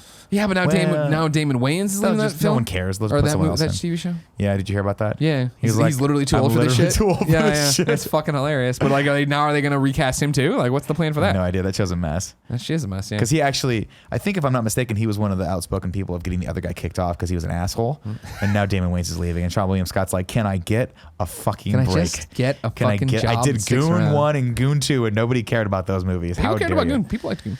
Yeah, I heard it was funny. I haven't watched it yet. Yeah, I like Sean William Scott. Yeah, I love Sean William Scott. I like Sean William Scott in The Rundown. He is great in that movie. A lot of people say that. I haven't watched He and The Rundown. Rock are great. Oh, dude, it's a legit great rock movie. I was gonna say that's. I think people point at as like the first time The Rock was in a really great movie. It's the one where he knocked it out of the park. Because Yeah. you remember prior to that, you were like, oh, The Rock in Doom. Yeah, Great. Tooth Fairy, right? He did the Tooth Fairy. He did Doom. We might be mixing up the times these all came out. But The Rundown was the first Where he had chops. this is legit dope action movie. He's got good acting chops. It's got a great bad guy and Christopher Walken. It's fine. Wow. He was wow. in that Get Shorty sequel too. He was in yes, he But that was in the only Get a couple Shorty sequel. scenes. That was a couple scenes. Be Cool, I think was what that movie was Cool. called. And It that was movie called was that. bad. Yeah. No, I shouldn't say bad. It just Get Shorty is one of my all-time favorite Industry. movies. I think it was. I want to say. I'm gonna get it wrong. Elmore Leonard. Excuse me. Thank It's one you. of my favorite Elmore Leonard. For a second there, like it's one of my based all-time movies. I was gonna say Barry Sonnenfeld, but he's not who did it. That sounds like it would be. Is though, it Barry right? Sonnenfeld I thought that it might directed be. it? It's either him or Soderbergh, but it might have been. No, Soderbergh did Out of Sight, which is another Elmore Leonard book. I think Barry Sonnenfeld did this one. I could be wrong about all this, but either way, Elmore Leonard. I loved Get Shorty, and I just recently went back and watched that a week ago, and I'm like, this movie still holds up. It is beautifully made, but the sequel not so much. Yeah, what are you gonna do? Before we get to our second topic, a serious topic, just like I would say Amar, but then Kevin spelled it out. So I'm going to say Amar, and then I'm going to spell it out the way Kevin spelled it out phonetically. All right, just like Amar or Amr Kashe Trapal did to get his topics on the show. He's been doing a whole bunch of topics. They're all stacked up. Love it. But what we run into is the fact that Amr's topics require a lot of research and knowledge. Yeah. So he's given us other ones to do so far that need more stuff. He wants like a retrospective on what we think of George W. Bush. Interesting. Yeah. I have to dust off a lot of files to Tell go you back. what, I will tell you my opinion on that after I see the movie Vice. Have you seen the preview? I for have that? seen that. Fucking, you kidding me right now? God damn, Christian Bale. Go get him, Christian Just give him Bale. the Academy Award. Exactly, right? Excellent casting with the guy they cast for George W. What's his name? Sam Rockwell. Our Fantastic. favorite from MCU villains. God, he's so good. But this topic is Amr's. He wrote in with the simple topic of Brett Kavanaugh. Just so simple. That's it. 2 words, a period, send. And I appreciate he wants to know what we think of Brett Kavanaugh, the new Supreme Court Justice. Kevin is joining us over on Shock Mike. Joey, guys. you were on call for this too. Just a heads up out there. Brett Kavanaugh. Where do you want to start with this one? You know what I mean? Where do we start with Brett Kavanaugh, the new Supreme Court Justice? We are recording this on October 9th, 2018. 2-3 days after he's been confirmed, something like that. Something right? like that, yeah. This is the Tuesday after, right? And we're putting this one up next, right? Holding the second Yes, Poe. yes, Gotcha. yes, yes. Okay. Man. I feel like so. It's just like when you give when you just throw a name out of it, well, right? Like obviously he's just talking about first of all- all the circumstances behind the confirmation, Sure. right? I just want to say, Amar, shout outs. That's I like the way you do these Oh, things. 100%. No, I'm these not are knocking really Amar cool, at all. and it No. very The much next one is he's like just Osama yeah, bin here it is. Laden. bam. Go. All right, well that's a little more cut and And dry. that's the thing about Brett Kavanaugh, Supreme Court Justice Brett Kavanaugh. Yeah. Of just Where do you want to start? What angle do you want to take this guy on? It's going to be fascinating because I think when people look back on this moment in history, Brett Kavanaugh is going to be sort of like the poster boy for it, right? Like all of the... I mean, Donald Trump, I would assume, is going to be the poster boy. I'm sorry. You're absolutely true. But what I'm saying is this could be a moment that you look back on and be like, this is a perfect example of what people were going through at this time, right? This is an example of the Me Too movement. This is an example of the Trumpism. All of those things coming together to clash at the highest possible level of government. Yeah. And it's like, it's simultaneously absolutely intriguing and absolutely terrifying to think of like the ramifications of what it might be. Sure. It's a very complex subject. Yeah. And it's a subject that is very polarizing. Yeah. For sure. Sure. And it's complex, but we can get into it. I think, Greg, the best place to probably start is like what happened, like what is happening, what has happened, right? Because I imagine there's a bunch of people who aren't informed. So this past weekend, he was confirmed as a Supreme Court justice. Mm-hmm. He was confirmed. Who vacated the seat? Was it not Scalia? No. But he died, right? Yeah. Yeah, it was Sorry, Justice he died, Scalia. Merrick Garland. Right, and for those of you who don't know, and again, I'm going to ask a lot of You're questions on shooting this from the too hip here. because I don't know a lot about everything, so we're going to Google a lot of it here. But the Supreme Court obviously nominated by the president gets to nominate the Supreme Court justice, and When for those a of you who don't vacancy know, becomes. when a vacancy becomes, which is by the way an amazing responsibility that the president gets not that often, because the people in the Supreme Court can never get voted out. That is the power of the Supreme Court, is that once you're in for life, and the idea behind that is you are supposed to be incorruptible. You are supposed to be people who are setting policy and law at the highest level, and you are supposed to be untouchable, which is a very, very, very, very, very important, very powerful position that any human being can be in, They which are is the why people highest care court so in the badly about land. it. Yeah. They are the final word. So, yeah, you can when- argue your appeals, all this different things, and like you go from, I'll get all this wrong, but your local court to your county court to your state court to your, and eventually like the farthest you can fucking go is the Supreme Court. Right. To be like, this is a problem. What do we do? And at that point, like, Supreme Courts, this is where it gets, I don't want to misspeak, but Supreme Courts are responsible for, if something gets elevated that high, it becomes, is the Supreme Court who did Roe v. Wade? Yes. Yeah. So that is a perfect example of like, hey, we're going to hear this, try this. This is going to become a law, basically, where abortion isn't in fact legal then. For the state, or I'm sorry, for the union, for the country. Right. Yeah. Then you have federal state or federal laws for state laws and all this other stuff. And I know this is confusing for international people, but it's confusing for us in a lot of ways. So all of this is very important, of course, when you set up the importance of what that empty position means there. And I don't know enough about the Supreme Court over the last like 20 or 30 years to figure out which way it has swayed, whether it's been more Democrat or more Republican. So I don't know, Kevin, if you have more Conservative on that. or liberal. Conservative or liberal, rather, to say. I mean, it's been fairly 50-50 with it changing. What is it now, though, with him coming in? More conservative. More conservative, Yeah. right? But not by much. I think it's just the Like by 1 or 2, right? Yeah, 5-4. It won, okay. So it's interesting, and obviously, like, the Supreme Court, a lot of people see as exemplary of where the nation's at, right? Like, if they can set the policy, a lot of people say, oh shit, we can't let it get too conservative, because then it'll get too conservative, and people start thinking doom and gloom, like, what if they were to repeal Roe v. Wade? What if they were to do those things? Versus it gets too liberal, and conservatives start going like, we can't legalize everything and let everyone run amok. So it is that checks and balance system that you're seeing kind of played out in that microcosm, which then takes us to Brett Kavanaugh, who is Donald Trump's nominee, Correct. and now has been now confirmed. he had already was presided over his first case, or saw his first case as Supreme Court justice. And as part of the hearing process of vetting this candidate, they have to go into his background and they have to ask him lots of questions. And who does this? Does the Senate do that? It's a Senate hearing, right? Yes, the Senate does. And during that, somebody came out from his past and said, not even during the process. Yes, when he was on shortlisted, Dr. Christine Ford came forward to her senator in a newspaper, a local newspaper, Right. basically being Feinstein, like, right? was it Feinstein? I think it was Feinstein. Oh, you're right. Yeah. No, she's Palo Alto. Yeah, Yeah, that yeah. makes Dianne Feinstein right here from San Francisco. Right. Came to her to say that when they were teenagers, Brett Kavanaugh sexually assaulted her or attempted sexual assault. Oh, I mean, still he grinded it. She alleges he grinded on her, had his hand over her mouth, and then groped someone her or else whatever. came in. The guy was right. there the whole time. Sometimes, according to her testimony, sometimes making eye contact, sometimes not. Blah blah blah blah. Not that I'm blah blah blahing, but this is a short version of an incredibly emotional topic of her description of what happened. So she had done that. She takes a polygraph, lie detector. She the lie detector administrated by the people says that she's telling the truth.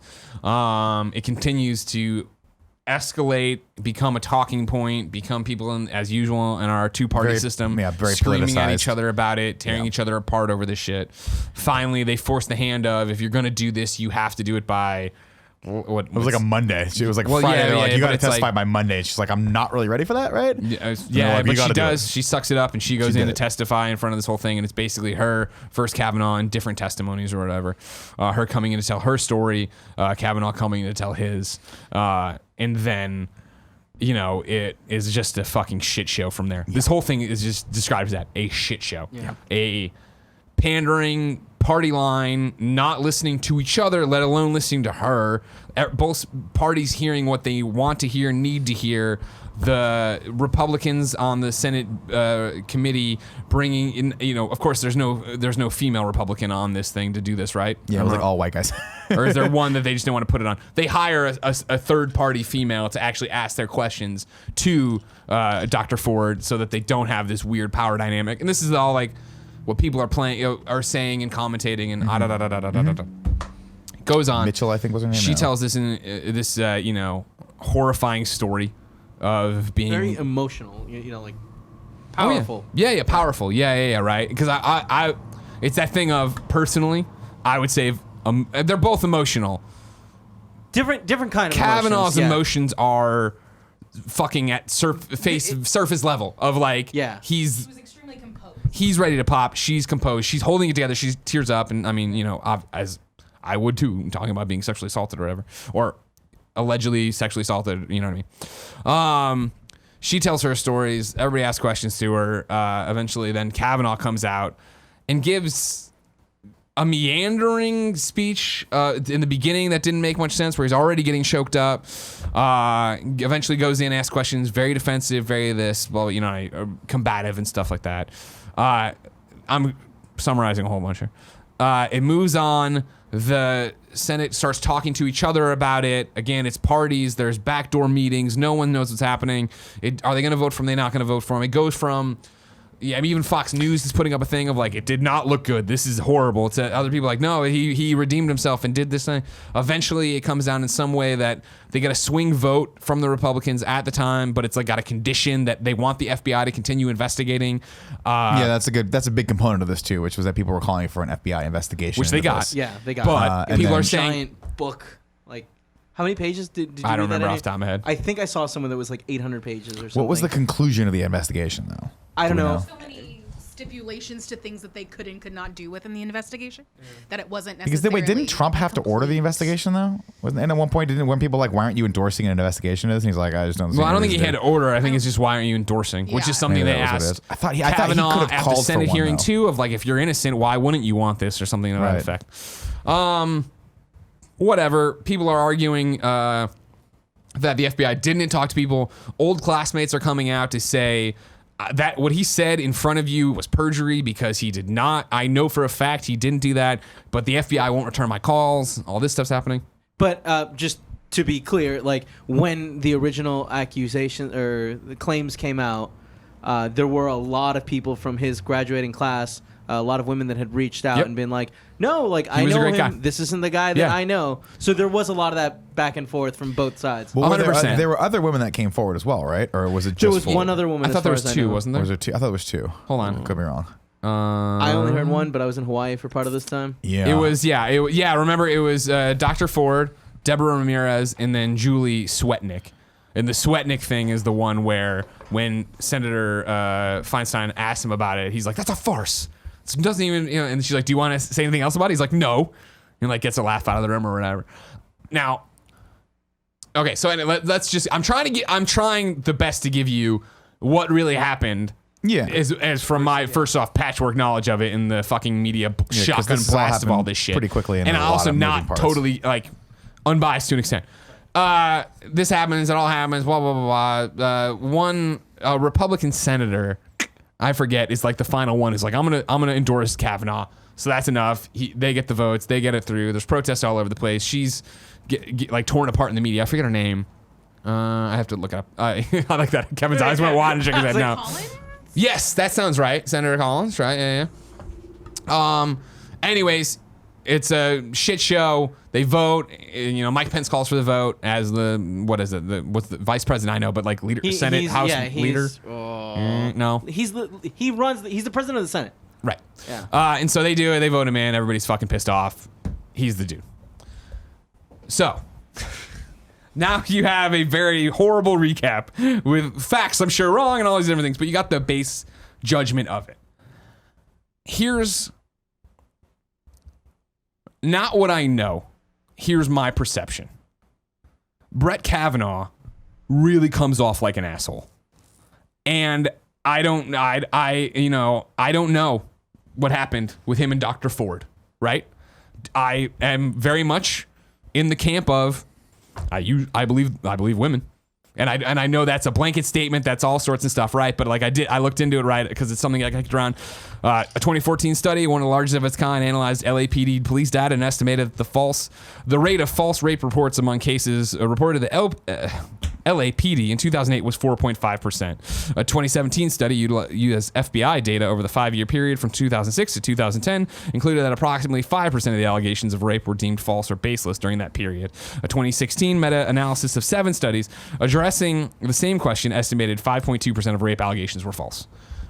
I think it's I think it's dangerous to say like I believe and then a broad like group. 100%. 100%. One out of 20 is a false allegation. Yep. That's still a statistic that I think matters. Yeah. And I think that the most important thing that came out of here is that guy seems like there's something wrong. And that's my point. So stick with me right here. Is like what I'm trying to drive to is I do not feel as Greg Miller, internet commenter, I fucking love Assassin's Creed or Odyssey, and I want to talk to you about my fucking dog. I'm equipped to sit here and weigh in on if that sexual assault really happened, blah, blah, blah, blah, blah, yada, da, da, da.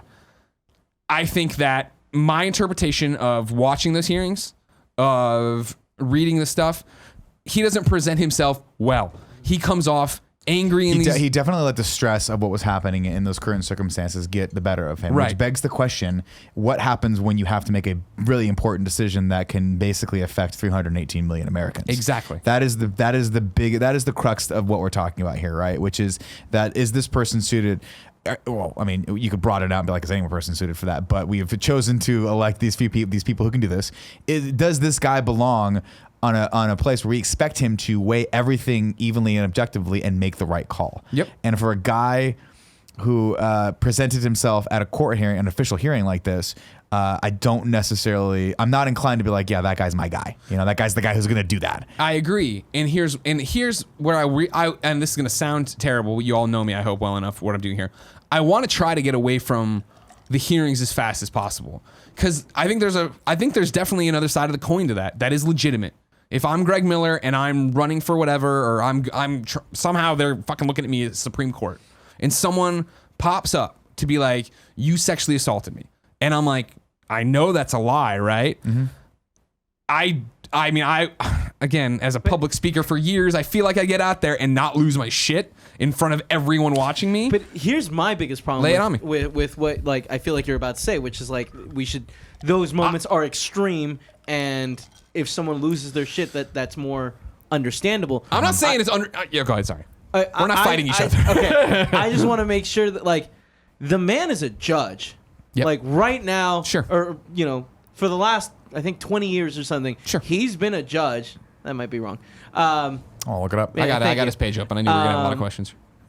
He knows how he should like react or how he should act in front of a judge or a court of people that are true trying to understand his point. Yeah. He knows how you're supposed to argue, or at least he should know. And if he doesn't, he has no place where he was just appointed. Since 2003, he's been U.S. Court of Appeals. He's been working at the U.S. He's been a judge there. Yeah. Okay. Yeah, I mean, and obviously this is a very intense situation that people are being thrown into. But yeah, my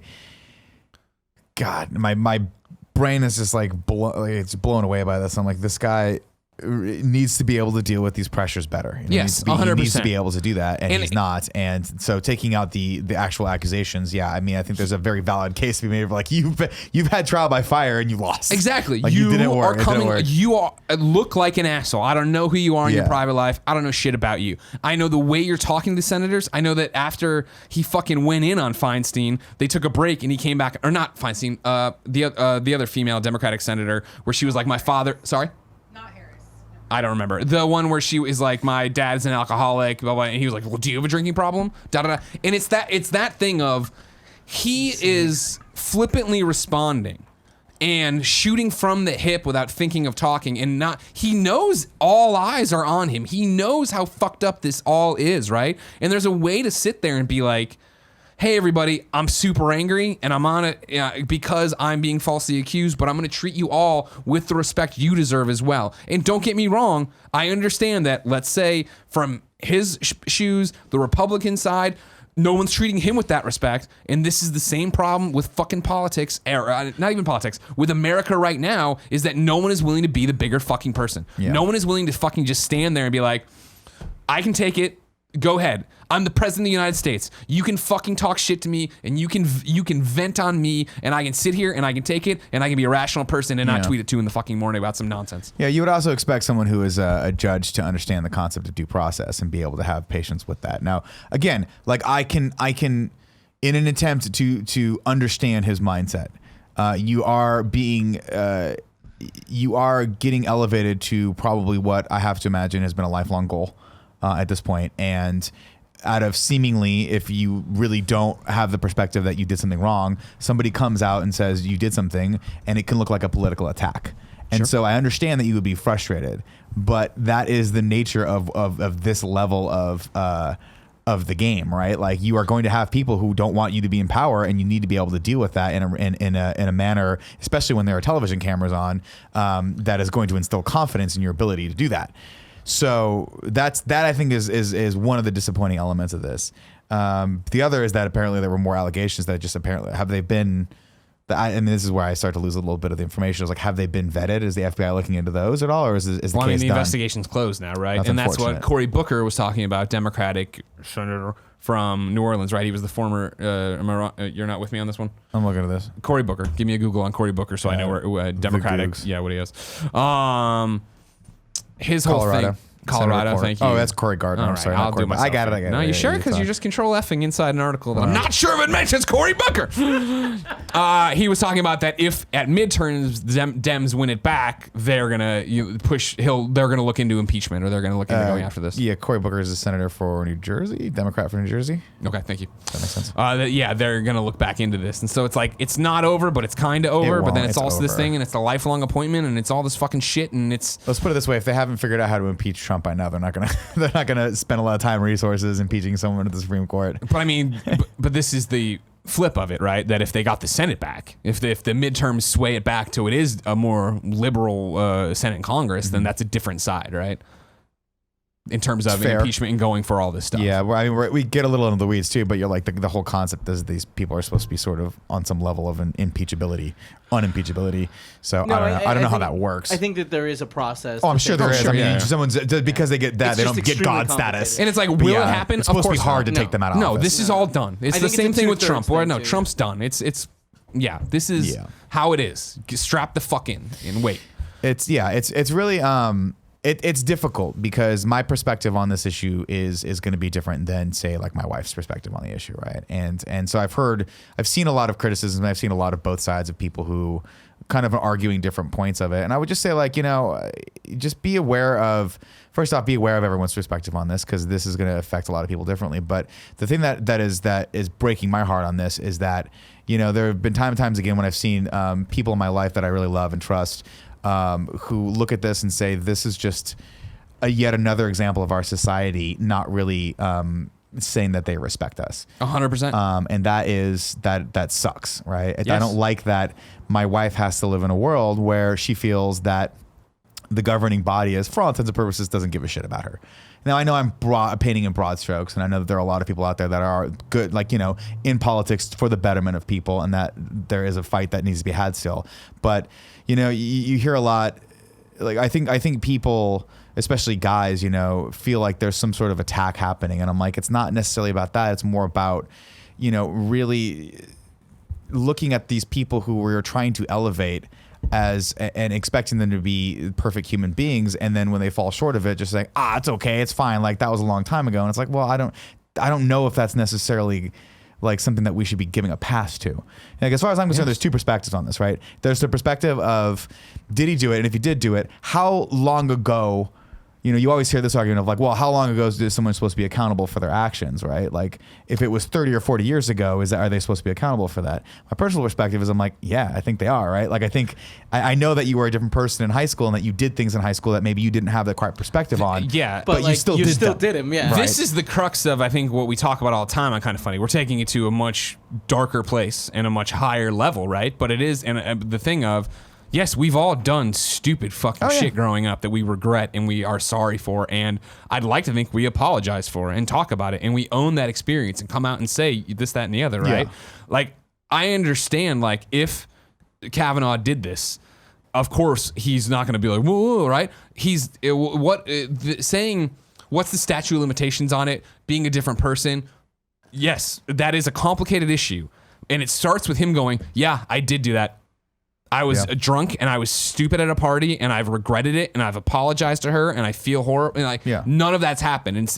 And again, maybe it didn't happen, period. But I'm saying that's where we can start with a conversation of like, cool, what is forgiveness? Because this goes back to the Mike Tyson stuff, right? Of like the topic on the GOG episode about it, where like, you know, everybody loves Mike Tyson. It's like, wait, he raped somebody and went to jail for it. But he went to jail for it. So should we forgive him? Or is he a rapist the rest of his life and he should never have it? And it's just like, and that same conversation, by the way, is being this? echoed a lot with Louis C.K. right now at the moment, because he's coming back, and a lot of people are like, you're not really like showing the general public that you are remorseful about this. Right. You're not coming back in a way that the vast majority of people are feeling like you are actually sorry and have realized that you've done something wrong.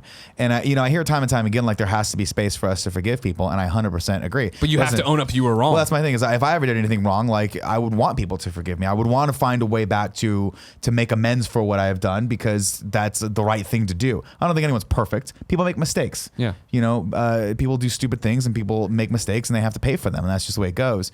But there is it's one of those things where you see like a guy like Louis C.K. and you hear how he's coming back, and you hear how he's starting to do stage time and the jokes that he's doing, and how he really hasn't. It just doesn't seem to me that he's approaching this from a sincere perspective. It seems that he's approaching his comeback from a perspective of a very PR perspective of like, it feels like there are people behind going like, the time's now. You've sat out long enough. People have kind of forgotten. Right? They've got other fish to fry.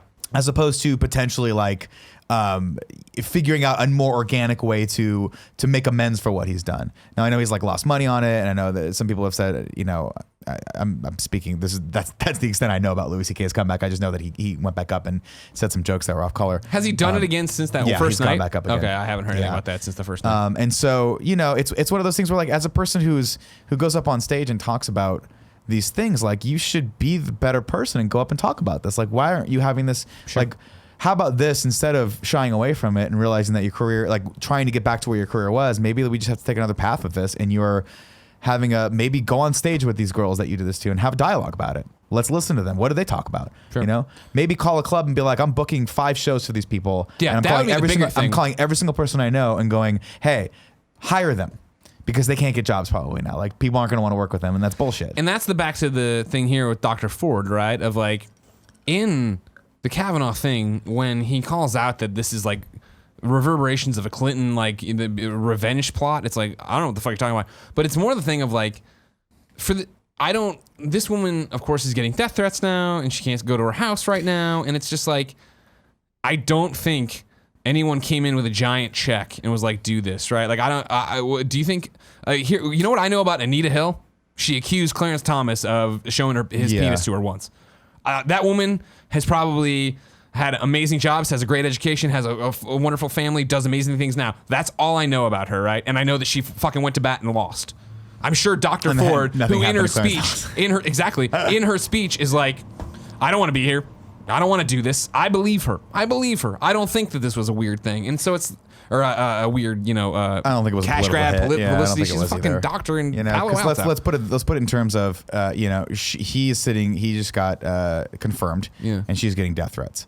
So you tell me, is that like what in your life? What amount of money would you be willing to do something for to compromise your integrity and your morals enough so that you'd have to deal with death threats and having that for the rest of your life? And again, I believe her. It's right? a hard one. And I don't. Of course, the whole conversation's hard. Again, let's get away from the hearings, get away from all of that. Sure. Then the fucking putrid response from vocal members of the Republican Party about this, right? From Trump's goddamn speech, tearing her apart. You know what I mean? Being like, I couldn't remember this, but only like, come the fuck on, dude. Again, someone just be the bigger person. Shut the fuck up. You won. It's over. Congratulations. This fucking beers for Brett bullshit with the champagne and shit. Fuck off. Like so many of these people, just shut the fuck up. You've won. You're in power. Congratulations. You know what I mean? Don't be these. You're all being cartoon supervillains, and not all of you. There's plenty of Republicans, I don't fucking know, that just do their thing. People don't stay in power without, like, waking gloating? everyone. No, it's not gloating. It's bringing attention, being like, see, we were right. It's like kind of brainwashing. It's very much it's like propaganda. Yeah, We're the winning team. Yeah, we're the winners here. They were wrong the whole time. Keep believing us, because that's the only way things are gonna get better.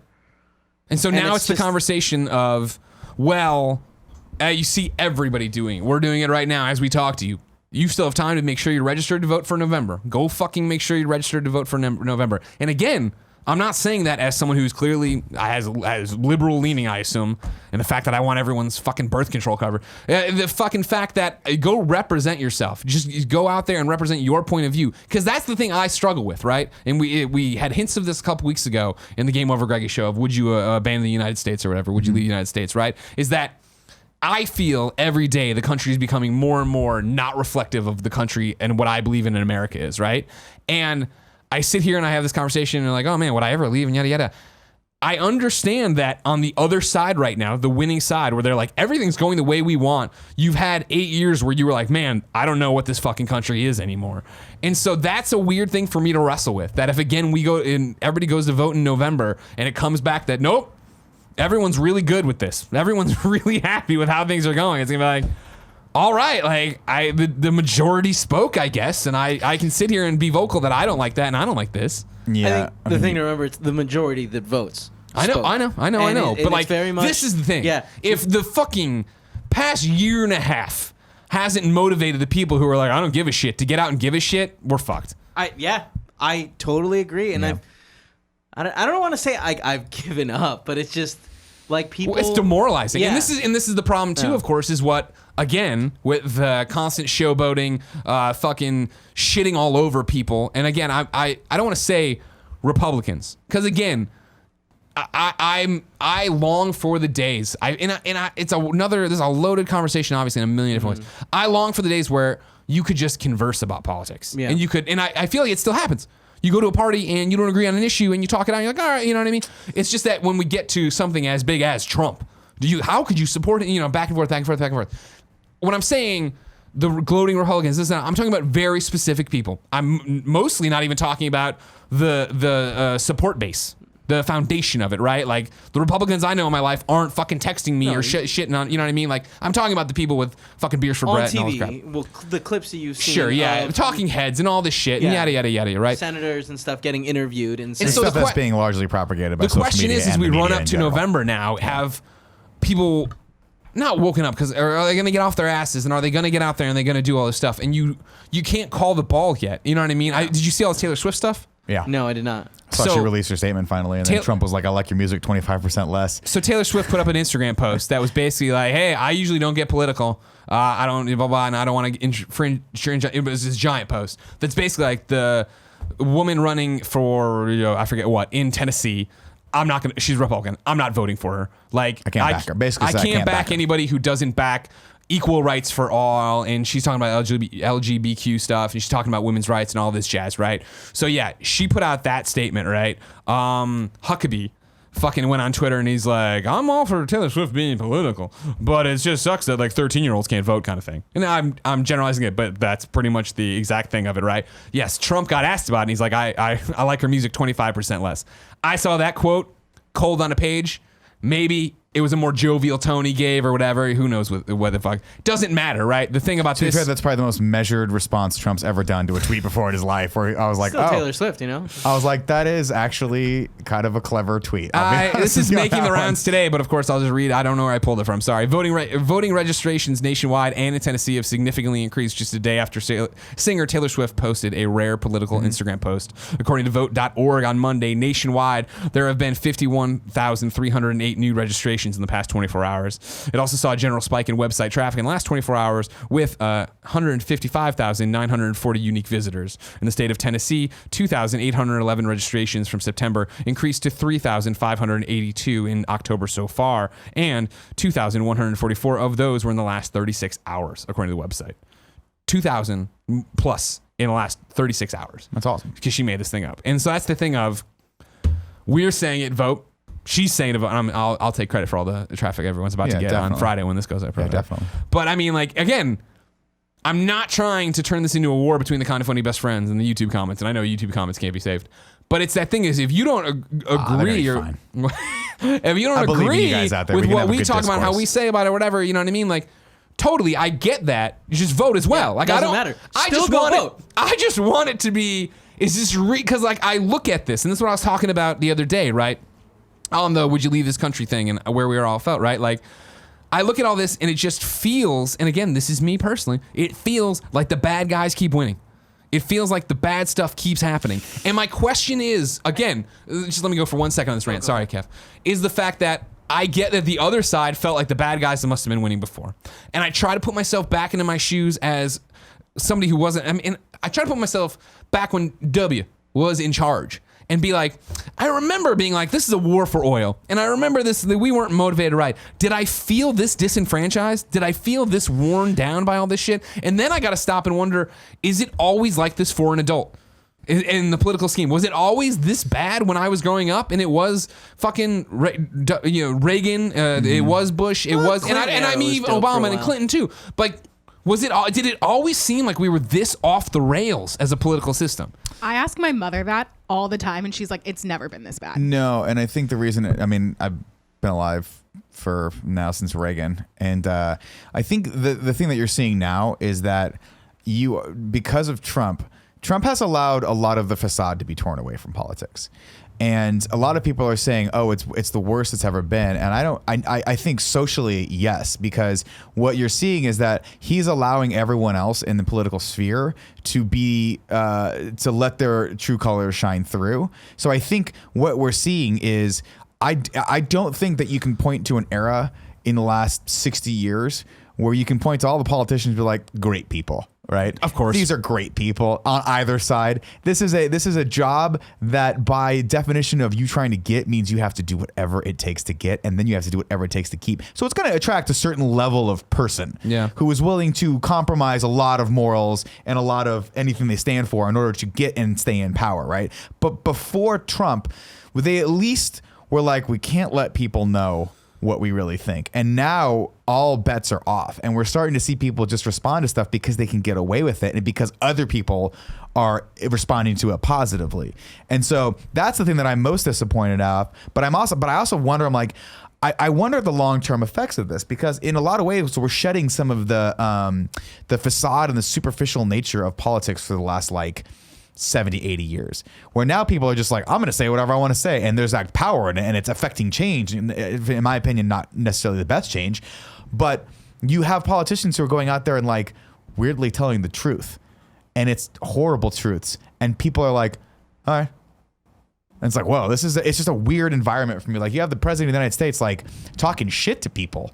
And it's like, and everybody's fine acceptable. with it. Yeah. And it's so weird. And that's the thing I just can't wrap my head around, is that I'm a Republican, I'm conservative, these are my values, It's people treating people like complete fucking shit. Yeah. Publicly, not hiding it, being assholes. And again, I understand this on both sides. I'm not trying to say that. But you look at that, you're like, that's who I want as my president, who goes to the UN and gets laughed at. They didn't laugh with you, motherfucker. They laughed at you because that was a stupid fucking thing to say.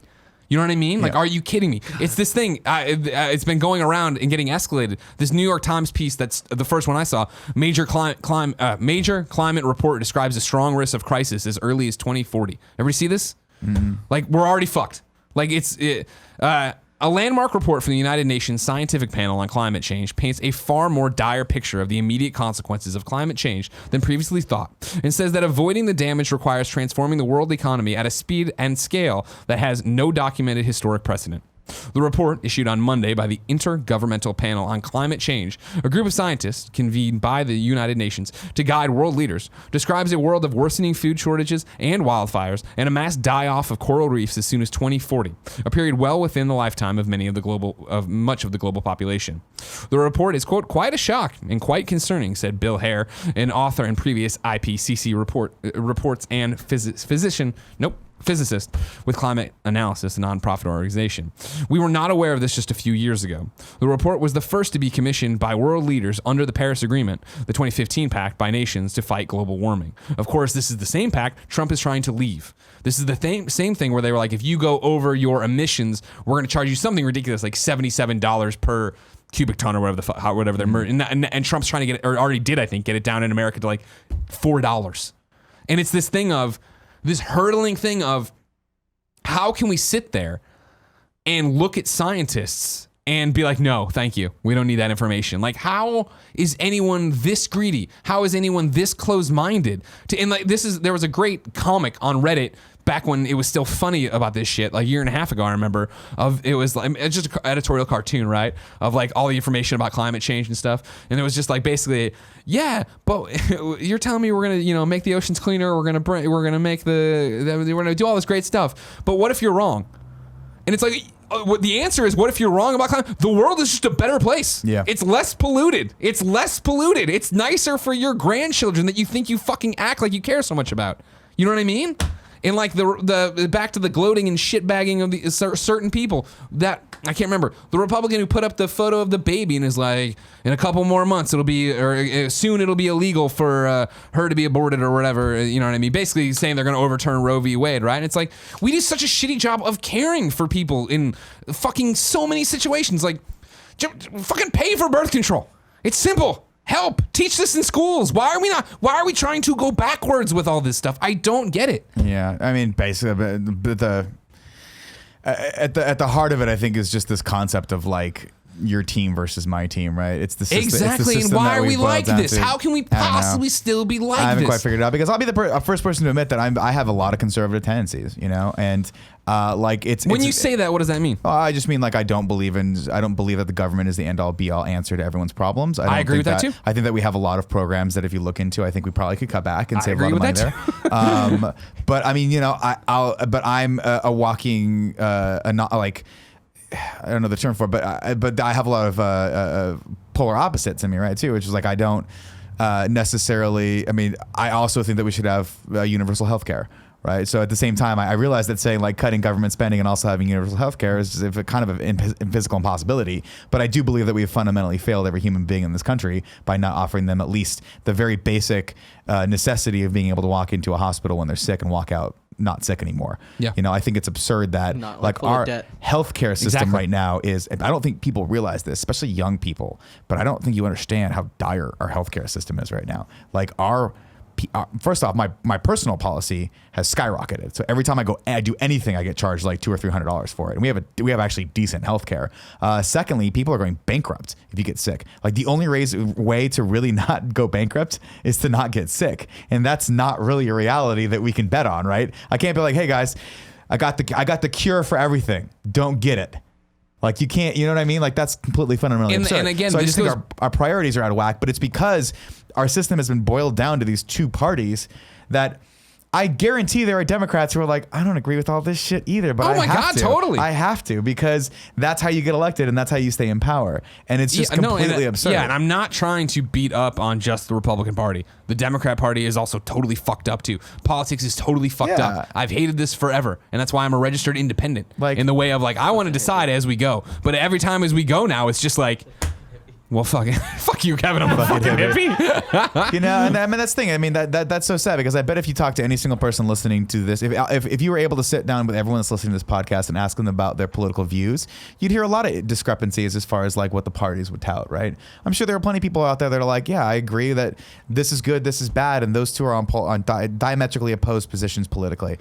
Because everyone's different. And that's the other problem is that we're trying to set policy for hundreds of millions of people at the same time. And that's just a really hard thing to do. It's hard to have a broad set policy that pleases every single person. So yeah, we're going to go in 8-year trends. And guess what? Trump's probably going to get reelected. That's just what's going to happen because that usually is what happens.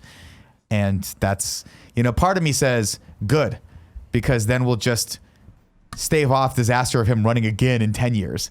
Like, let's just get it all done now, right? Rip the Band-Aid off and just get the 8 years done, and then have the pendulum swing the other way, and then we'll hear all the Republicans yell about a Democrat being in office for 8 more years, like we did when Obama was in office.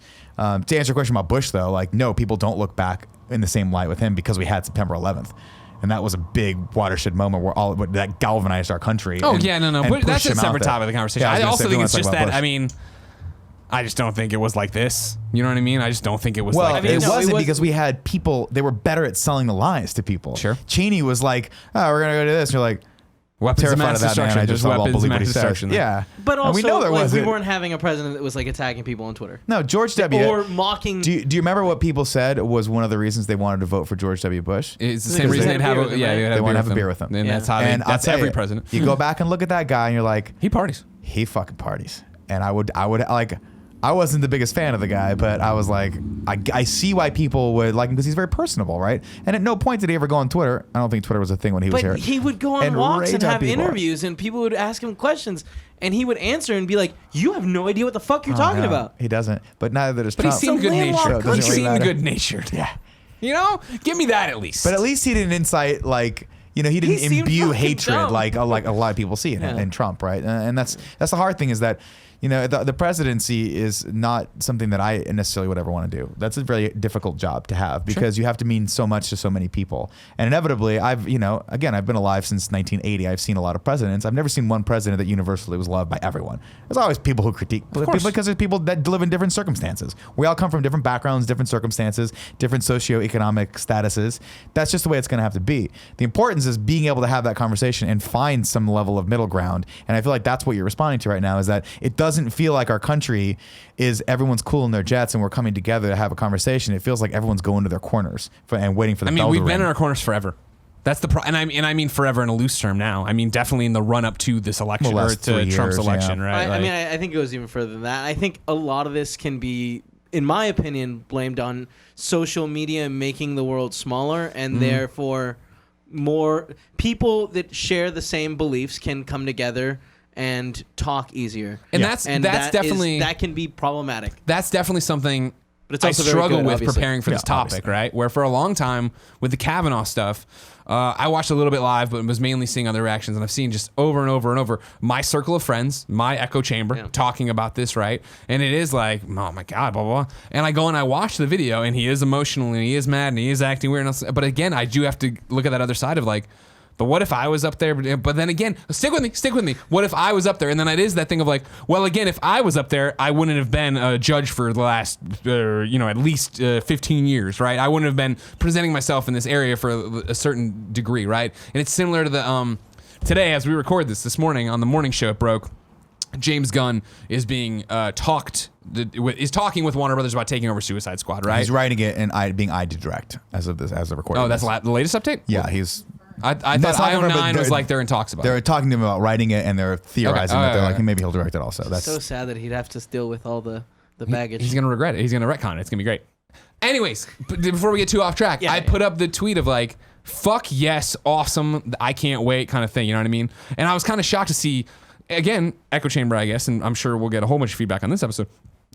People being like, oh my God, I guess it's okay for him to say horrible things, but not Trump, right? Blah, blah, and it's like...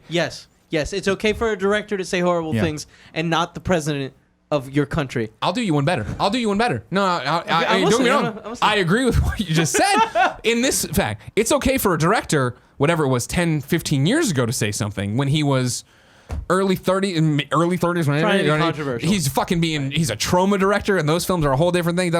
And fucking 60-year-old Donald Trump on a bus with Billy Bush talking about grabbing someone's pussy and making out with him. Yeah, there's a difference there. There's a big difference there outside of like what the fuck you're talking about. Yeah. Yes, 100%. God. There's a big difference if Greg Miller right now we're talking about a video game and I was like, fucking game's gay, versus Greg Miller in college calling Jason Goes to Hell what was the one who was in space?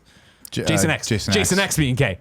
Yeah, big difference. Whoa, that movie was great. That's the conversation with my friend Graham that turned it all around. Where he's like, "What do you mean? That's not what you mean. You don't mean gay that way, right?" Yeah. Like, as you get older, the fucking and what you're more worldly. Yes, your view broadens. You understand the ramifications of everything Like you fucking 300 do. Trump's But just also, gonna get it, you know. I will throw this out there too, as far as the defense of James Gunn as well. Like he was experimenting with being a provocateur and a comedian and throwing out comedic statements that he didn't mean. There's a big difference. He's making between jokes that. into a Twitter box that nobody understands. Well, making jokes into the ethosphere to get a rise out of people and to get an emotional He's response. not the president of the United States making fun of sexual assault victims. The difference is I Trump can't remember details and shitting on them. Yeah. And fucking. Or so many other things that he's done. Like, Of course, I know. Even if this person's Well, totally in, like, if Brett Kavanaugh didn't do anything, like Donald Trump has still made fun of people with like cerebral Disabilities. palsy and other he's a disabilities fucking piece and of mocked shit. them, not just on Twitter, on like a stage in front of hundreds of people and this is my point. the world. When we talk about comedy, and this is why I will support James Gunn, given all the stuff we know about him right now, is because when you go out there to make a joke, the intent is to entertain people. It's not to offend people or to strike fear into the hearts of people. With Trump, I don't think he cares one way or the other how his words affect people, and that to me, for a person who has that many responsibilities in the world, is that's not good. That doesn't instill confidence, and that's not the person that I want to be my leader. I want my leader to be tolerant. I don't want my leader to think it's acceptable to hurt people's feelings or just be ultimately mean or cruel just for the sake of being mean or cruel, because that's how you felt like you wanted to be in that moment.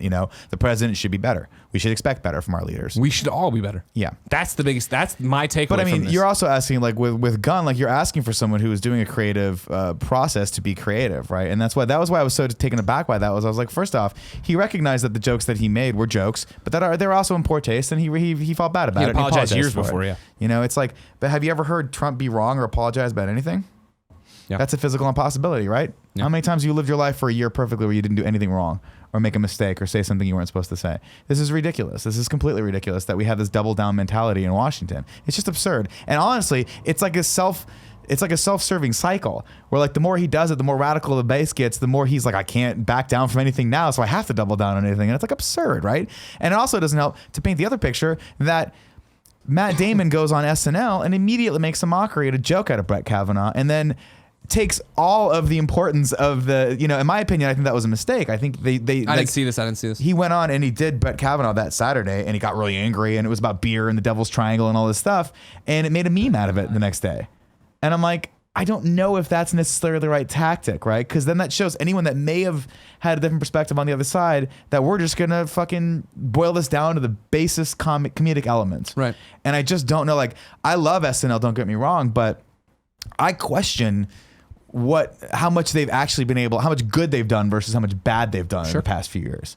And with Kavanaugh, I'm like, it's just such a weird, surreal world we live in, where I go on Instagram and the next day it's like a Kavanaugh beer shirt, and I'm like, what the fuck is happening? This shit has real world ramifications, and we're all looking at it like it's entertainment. And I just don't know. And again, I think that does come from Saturday Night Live, and that does come from a lot of the media of like, they're making money off this shit. And I'm torn, because I think on the one hand, I'm like, it's hilarious and it's great satire, but on the other hand, I'm like, is it doing what satire is supposed to do, which is make both sides think? Like, satire is not just supposed to be like a money grab or like everyone's gonna be funny. It's supposed to you're supposed to say something and like actually make people's perspectives like broaden a little bit with this. And I don't know if we're doing that these days. And I say we because I try to do that when I go up on stage too. Sure. Fail miserably. Sure. But we all do it on all these shows, right? That's what we're supposed to be doing, right? Is when I say when we're entertaining people, we're supposed to be adding to their lives, not necessarily detracting from it. So I don't know. It's just a weird world we live in right now. Exactly. And I think so, yeah, social media is a part of it. That's what we're talking about, right? Where it is that fucking heartbreaking mashup of on Saturday, right? When this happened, when they confirmed him, right? Like the women in my life who I follow on things who are sexual assault victims, right? Or survivors probably is a better way to say it. You know, talking about like, I have to cancel my plans and step away from everything today. I can't fucking deal with it. I can't believe it's happening. Mashed up with someone tweeting about a soccer match or me putting on an Assassin's Creed screenshot, or you know what I mean? It's like, it's this weird thing where I love social media and I think it gets a bad rap a lot of times, but then it is this interesting, weird fucking mashup of similar to what I always talk about with the news cycles, right? And I always go back to that Ferguson episode with us where I was so fucking angry at the end of it. And I was like, it just doesn't matter because next week something else is going to happen. The week after that, there's always going to be another thing to get us away from actually ever focusing on something, right? Yeah. And it's what you're talking about too. Like the Matt Damon thing makes it goes from, oh, ha ha ha, like, or it's like, holy shit, this is a serious thing. This guy got a bad guy is doing something bad, to, oh, now it's just a joke. And then now it's Sunday and football's on. Oh, fuck, now it's you know what I mean? Yeah. You get away from that outrage you have. And I think that's what you see everybody right now with the, hey, fucking make sure you're registered to vote is, hey, you were mad about something in the last year and a half. Fucking make sure you're registered to vote so you can change that, so you can be a part of this, so you can do one way or the other. Whoever, you know, we actually act like we all had a say in this. Yeah.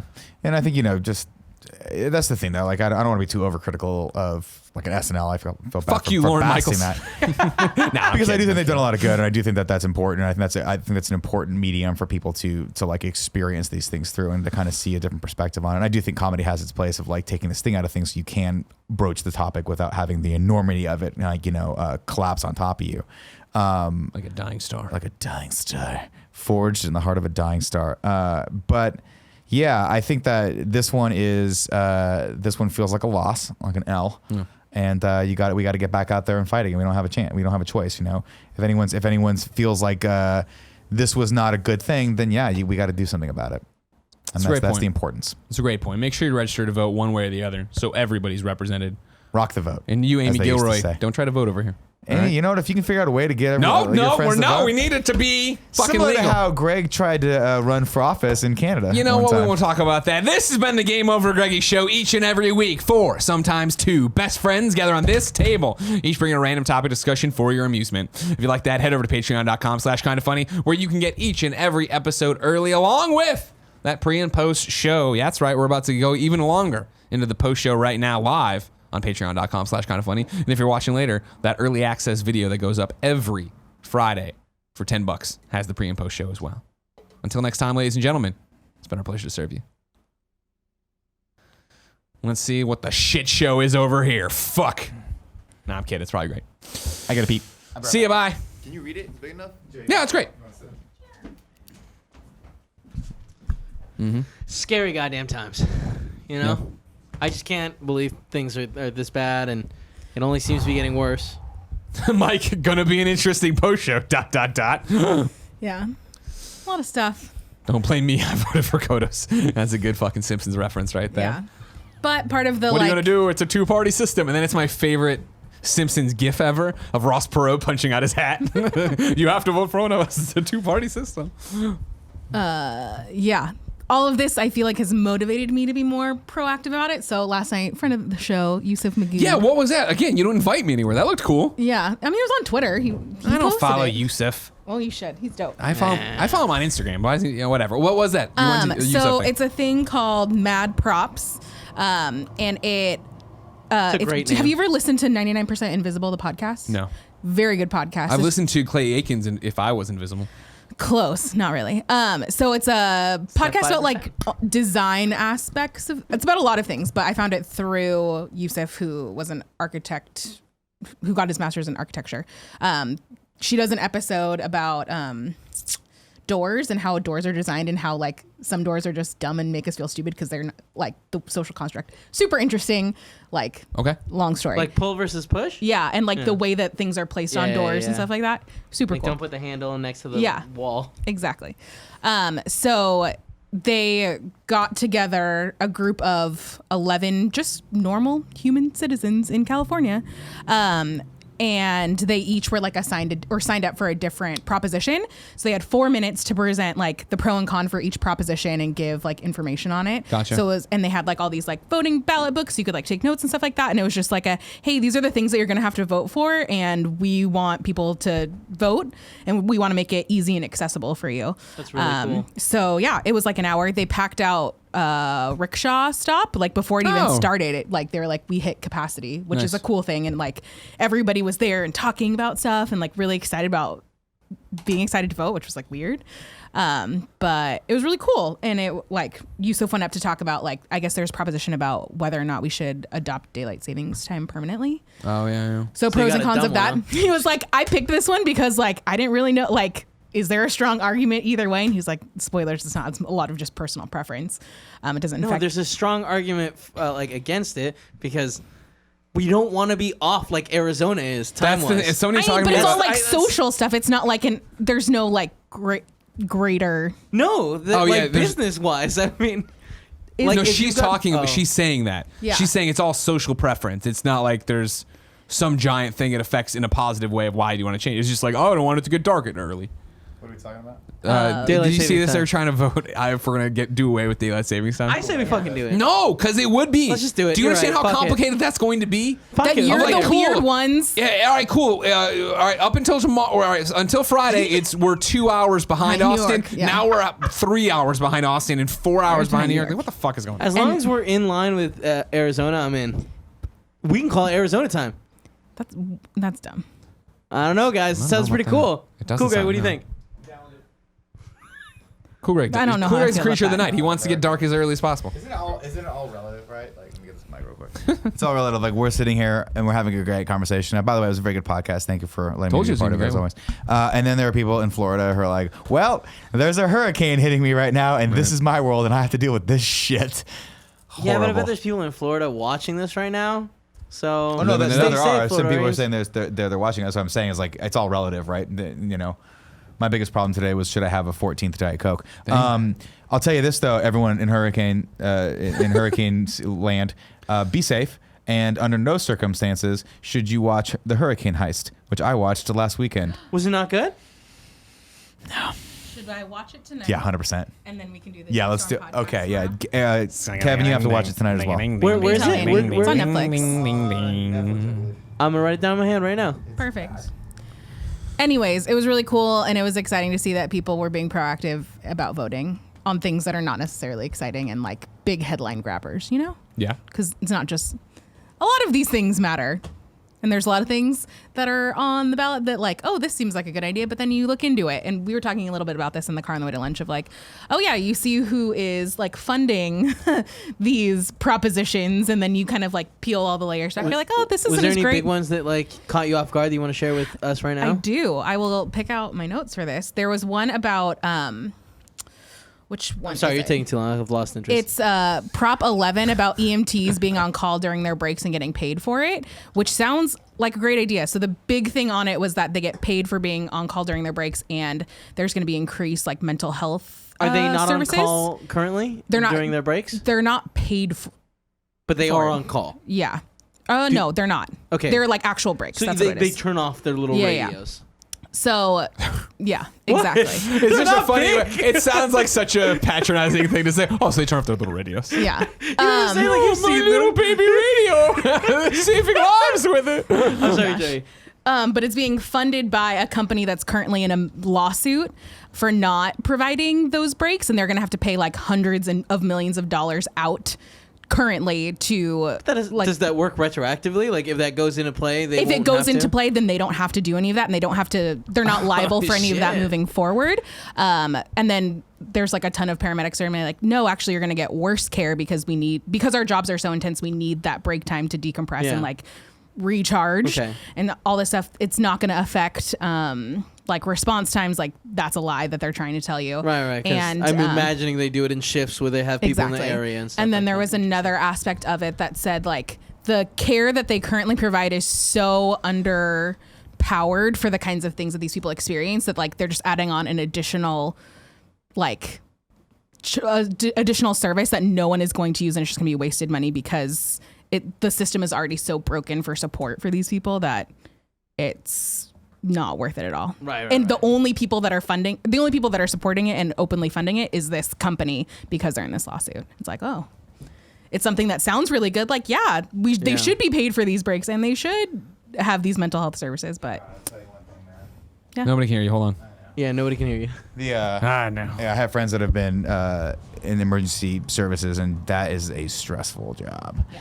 That is a job that you don't think about a lot of times. Like you think of when you think of jobs that have to do with a lot of like intense situations that could potentially like traumatize people. You don't necessarily think like first responders. Like you think like, I think military, maybe police, anyone that like is in a war zone, but holy shit. Like I've heard stories from my friends that are like, and they've told me the shit that I've seen. I'm like, there's no way that you're like going to be the same after that. It's just not possible. Like you can't see that many people die and be cool with it. Or like I have friends that are firefighters who are like, yeah, I've just seen people multiple times just sitting on the side of the road crying because their house is gone. Everything they own is gone. And like that shit gets to you after a certain point. You're like, fuck me, man. Yeah. It's hard. It's really hard. Yeah, talking to like a buddy who's or was a fireman for a very, very, very brief time after the first round of Napa fires that we had. It was just like, it's Jesus tough. Christ. Like it's the toll that takes. Like he had to stop doing it. He was just like, I mean, it's really hard. I could never do that. Like that is one of those jobs that is just let them turn their radios off. Right? Let them have breaks. Turn the radios off. Although to be fair, I turn the radio off. To be fair, anyone out there who was an EMT or a firefighter or a cop, the radios are cool. We all think they're cool, and it's cool that you have them. You know, when you hear the squat come over. Oh yeah, whatever, like, it's the coolest fucking thing in the world. Let me tell you what's up. When you're in a conversation with a cop and he like, guys, hold on. It's just like, all right, that's obviously more important. Good on you. It's dope. I like when they talk on their shoulder. That's what we were just saying. I know. I'm just adding in. Do we have those? No. We should get those for the office. We get those big Ghostbuster ones. The Ghostbuster walkie-talkies. He's looking at me, Ray. I think that they have attachments so they can have both. You could have the big ones with the little side attachment. Sure. I'm totally down to get those for E3 though, and just like we're just squawking at each other like in the GameSpot booth. Can I go you one further? Yeah. Can we dress like cops?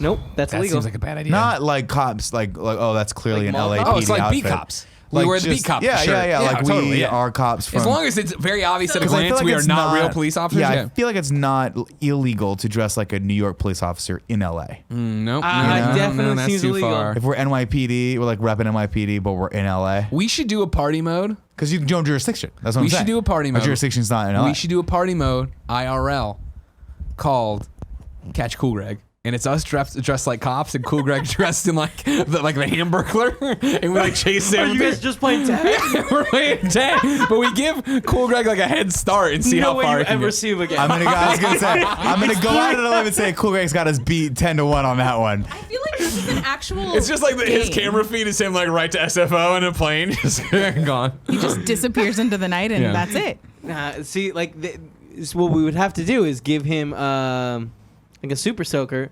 Maybe not a super soaker, something a little lighter, and he just has to spray you guys with paint as much as he can without getting caught.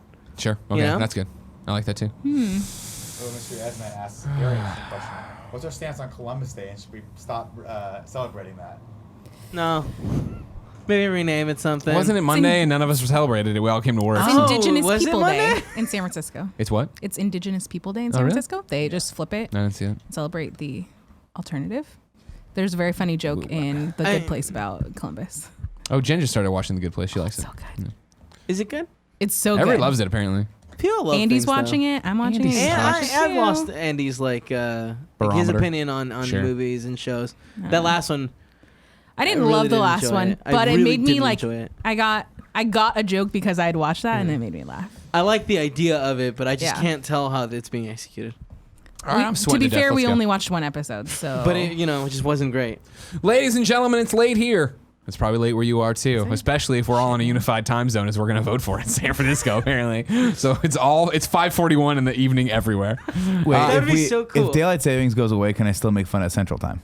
Sure. Absolutely. In fact, I'd I'm say all we for would go this. even harder. Yeah, I'm all for this. than Central Time if we Go to Arizona away. time? Yeah. Yeah, but at that point, we're just doing it because it's cool, and there's nothing cooler than, knowing you're cool. You know what I mean? Ladies and gentlemen, until next time, thanks for supporting us on Patreon for the pre and post show. We love you very much. Vote and be better to each other.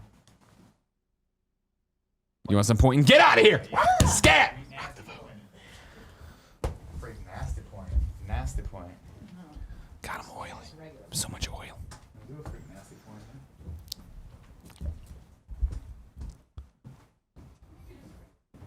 Ready when you are. Thanks for watching the Game Over Greggy show, everybody. Remember, Cool Greg's the Gettys brother. That's the best brother. Up here, you can subscribe to our YouTube channel. Down here, you can support us on Patreon. I don't really know where I'm gesturing. Over there, go to the other YouTube channel. It's all about games. And down there, go to a video of Cool Greg's choosing.